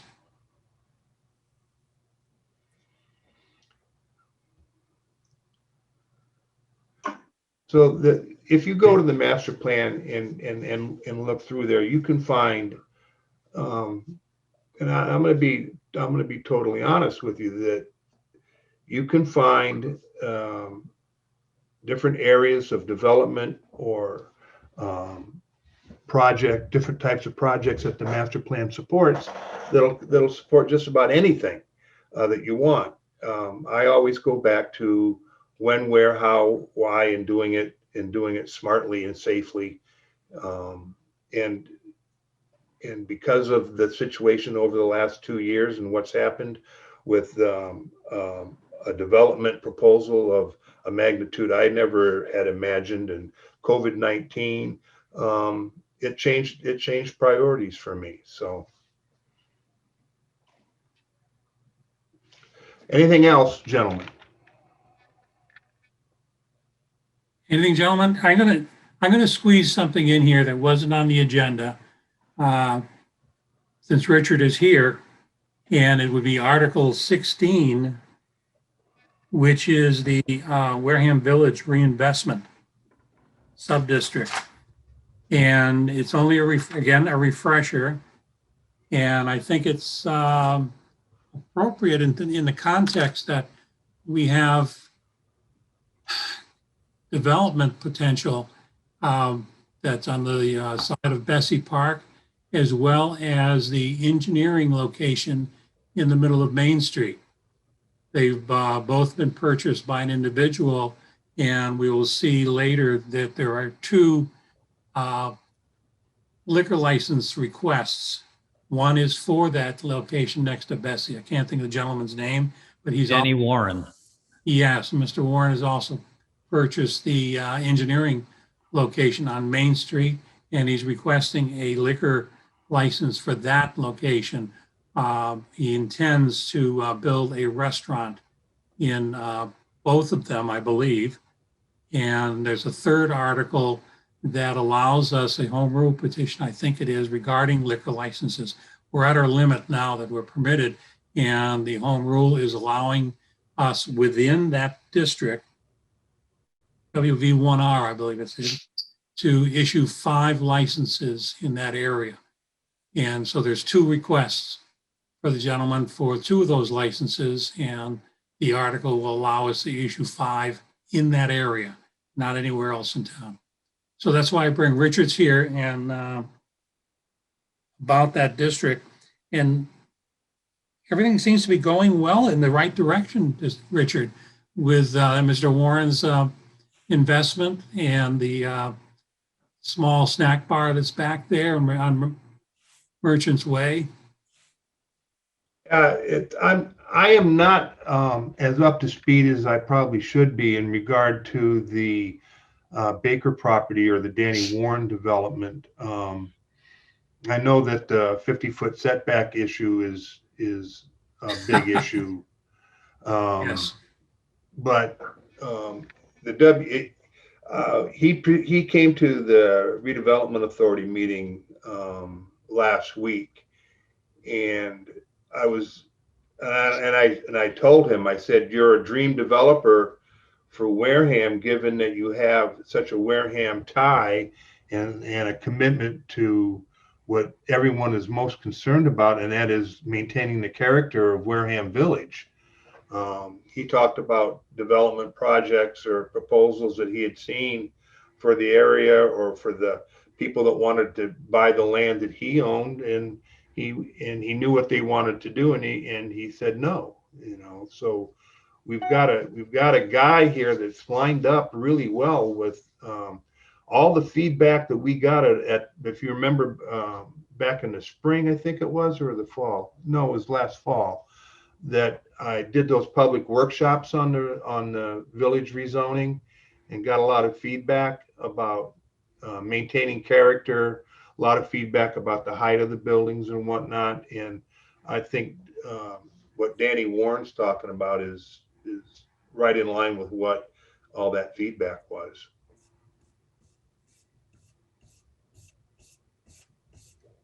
Any questions, gentlemen, on this particular issue?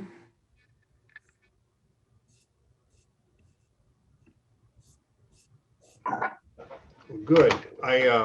I appreciate, Bernie, the opportunity to come and share this. And I know it's been a long time. This whole town meeting thing has just been crazy. I had to go refresh myself, if you will, to get ready to talk to you guys. So but I don't throw anything away. So that's all good. Yeah, there are those like us around. Yes, indeed. Well, thank you very much, Richard. Okay. Thank you. Enjoy, gentlemen. Thank you. One other thing, you still there, Richard? I am. I just was looking up the master plan, and on that page that you just had up there, saying investment in business parks, and this is in the master plan. Investment in business parks should be carefully supported as developable industrial land can provide important public benefits without a high demand for services. That's on page 23. So actually, the master plan does support things like this override. It's in there. So it's interesting you say that. I've been doing a lot of research. I'm gonna piggyback off that a little bit. There's this cost of community services modeling that can be done. And what people try to do is they look at a town's budget, they look at their assessor's database, and they figure out for different types of zoning in your city, for every dollar that comes in, how much does it cost a municipality? And the typical numbers I've looked at, the study I'm looking at now is Haverhill. I forget that. I'm not going to go down, but the bottom line is that residential properties, on average, on the studies I've read, for every dollar that comes in, it costs the town $1.10 to support them. Where open space and commercial or industrial space, for every dollar comes in, it costs about 35 cents to support them. So there's 2 points there. One is be careful of residential. Frank Mahadi's published data that he believes, and this data is being contested as well. I mean, all the data is being contested. That a large development project of residential up there would cost the town a lot of money. The cost of community services analysis, as I've been studying, kind of backs that up. But the open space and the industrial or commercial has a much better number, 3-to-1 on input versus output. So study that. It's cost of commercial. I'll share it with you, Bernie. You can share it with your team. It's fascinating to read.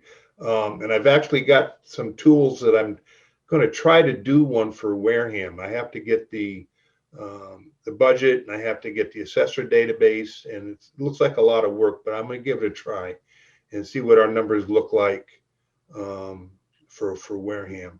But I have a link that has a study, the one I'm referring to from UMass, and I will send it to you, Bernie. You can share it with your board. Thank you, Richard. Okay. All right. Thank you much. Thank you. Thank you.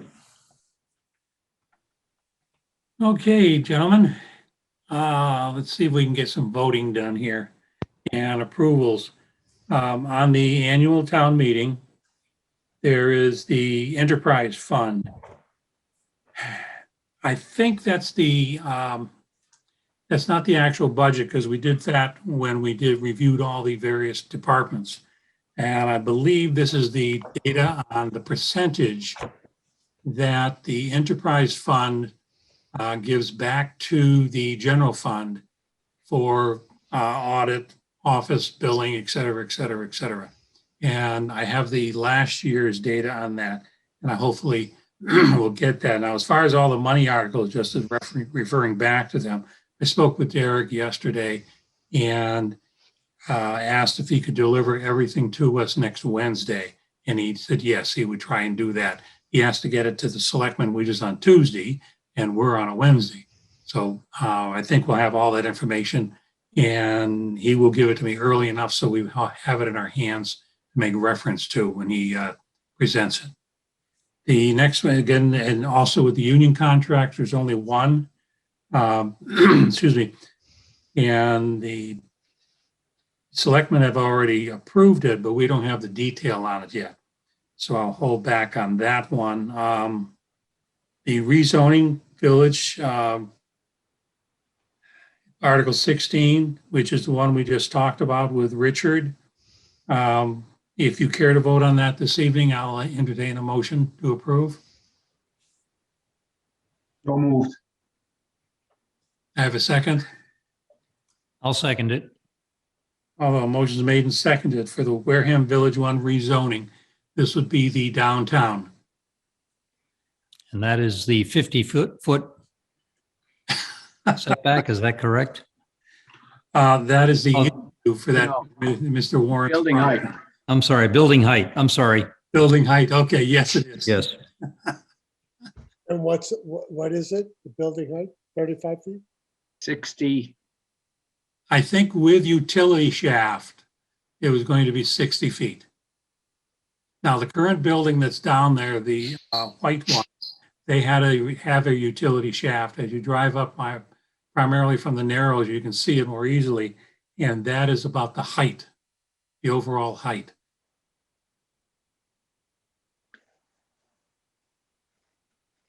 Okay, that be done. Call for a vote. May I ask the clerk to call the roll, please? Okay, Bernie, Yes. Glenn, Yes. Jody, Yes. Tom, Yes. Dave, Yes. Stuart, Yes. Jim. Just kidding you, Jim. Just waking you up. Me, yes. So that's 7-0-0. Thank you. The next one we have is the CPA for Littleton Drive. May I have a motion on that, please? That's the $40 million project that they're contemplating. Could I have a motion to approve, please? This is the request from CPC? Is that what we're Yes. talking about? Yes, it's, they're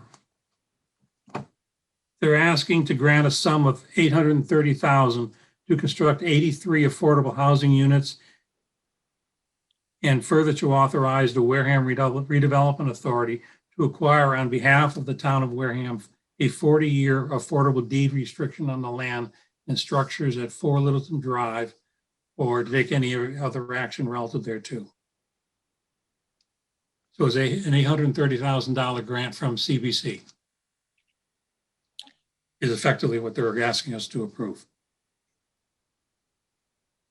Well, everybody should. I'll make a motion. I have a motion. Do I have a second, please? I'll second it. Motion's made and second. Any further discussion? There being none, ask the clerk to call the roll. Bernie, Yes. Glenn, Yes. Jody, Yes. Tom, No. Dave, Yes. Stuart, No. myself, yes. 5-2-0. Thank you. Next one, Article 20. And we have heard from Gary this evening, and unusual, but I thought we'd move along with getting some votes on this particular one. Or would you like to wait until he forwards us the more detail of that particular one? I mean, I'd like to have a copy of it, but I'm willing to vote on it now. I mean, explanation was, for me anyways, was fine. I agree. So I make a motion to recommend. Second, Motion's made and seconded. Clerk, call the roll, please. Bernie, Yes. Glenn, Yes. Jody, Yes. Tom, Yes. Dave, Yes. Stuart, yes. myself, yes, 7-0-0. The next one, Article 21, is the Harbor Services Permits Equipment. May I have a motion, please? So moved. Second. Motion's made and seconded. Clerk, please call the roll. Bernie, Yes. Glenn, Yes. Jody, Yes. Tom, Yes. Dave, Yes. Stuart, Yes. myself, yes, 7-0-0. On Article 26, that's a petition, and Brenda did the presentation this evening, and this was her second time, so I think it's valid if you want to make a motion to approve. I'll make a motion to approve. May I have a second, please? Second. Motion made and seconded. Any other discussion? May I have a clerk call the roll, please? Bernie, Yes. Glenn, Yes. Jody, No. Tom, Yes. Dave, Yes. Stuart, Oh. myself, yes. So that's 5-2-0.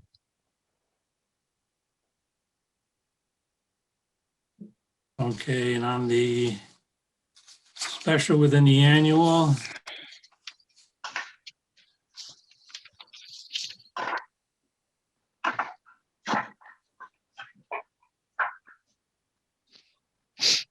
Okay, we can vote on, no, let's see, we'll wait. Typically, we'll wait until the next, our next meeting. Some of them, we don't have any information on. We did hear PEG access is a automatic anyway. Why don't we do that? May I have a motion to approve Article 5, which is the PEG access receipts. This is transferring monies from, I think this one is different. There's something in the legislation that required either Comcast or Xfinity to give certain funds to the town, but the town had to keep it in a separate account.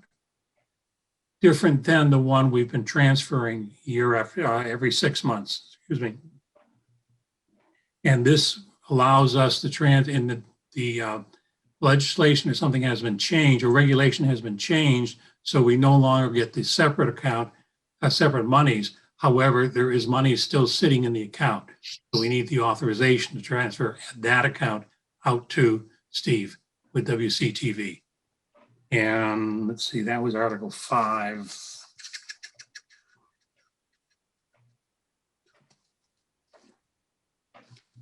I have my notes on it here. Why don't we wait and I'll find out the amount of money that's being transferred. So I think that would be about it. We don't have anything really on the special town meeting. Any comments or discussion, anybody? Bernie, on the budget, Yes. did we get the full revenue expense presentation? We don't have that yet. No, we're waiting for that one, huh? Explain Does to us. Derek present it? Will he be presenting as usual or? Yes. Okay. I actually have all the figures. I had a document that gave them to me and I spoke with Derek.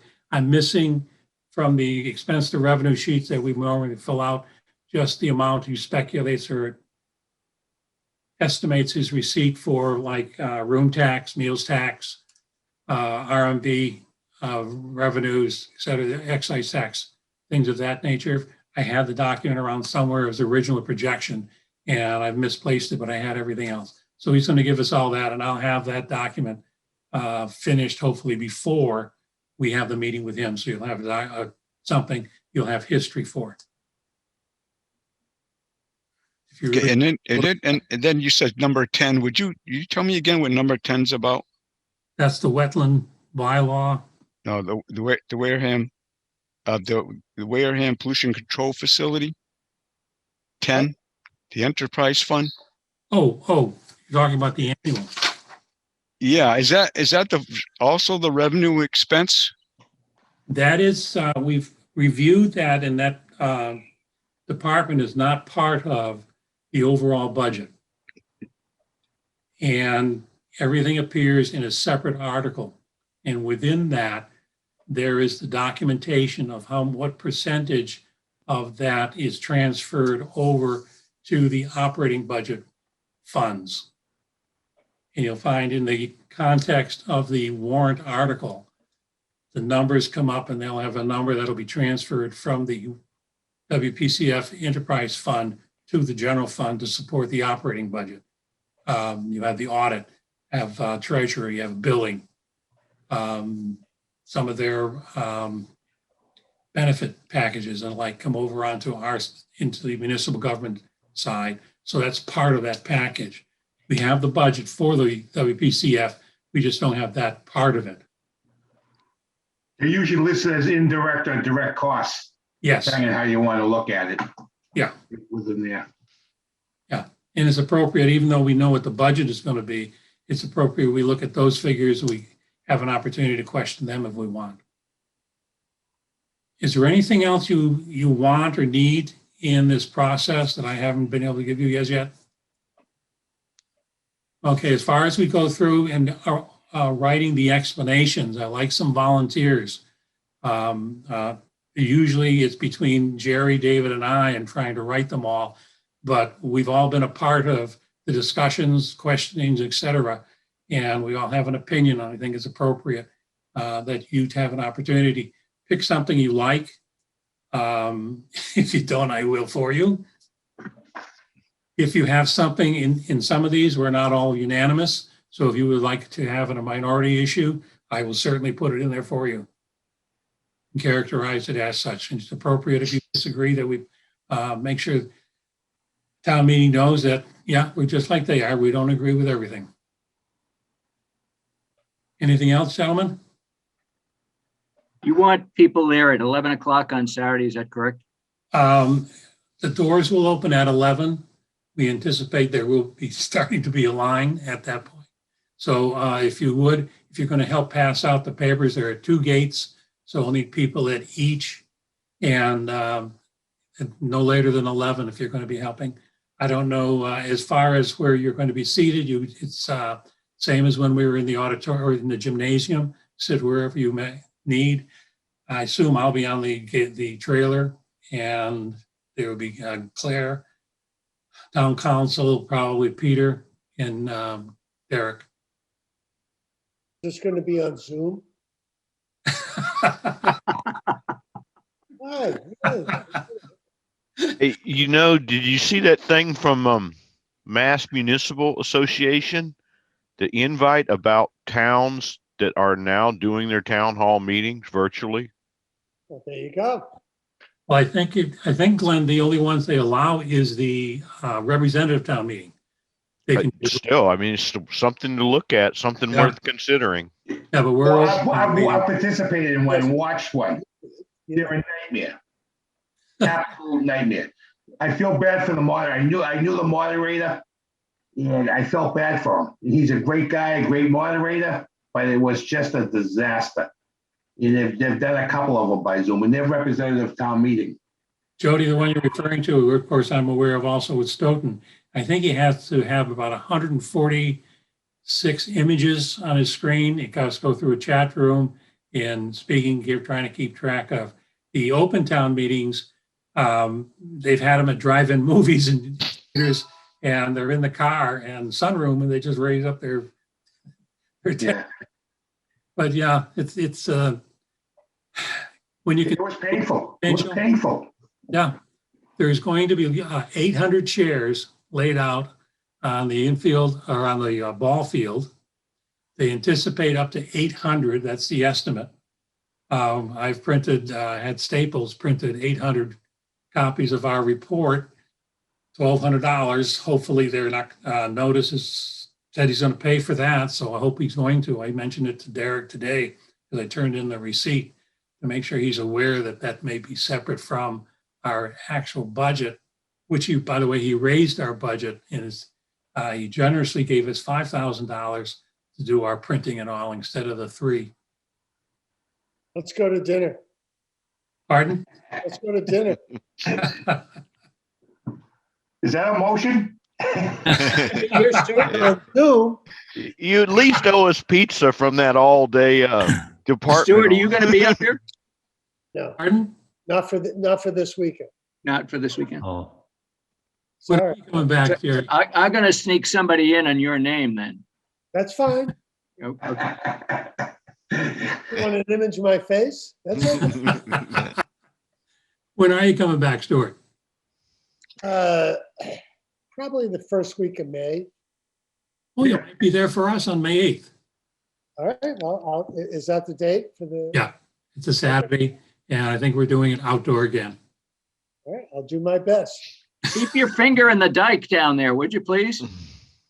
Well, that's a far away from me.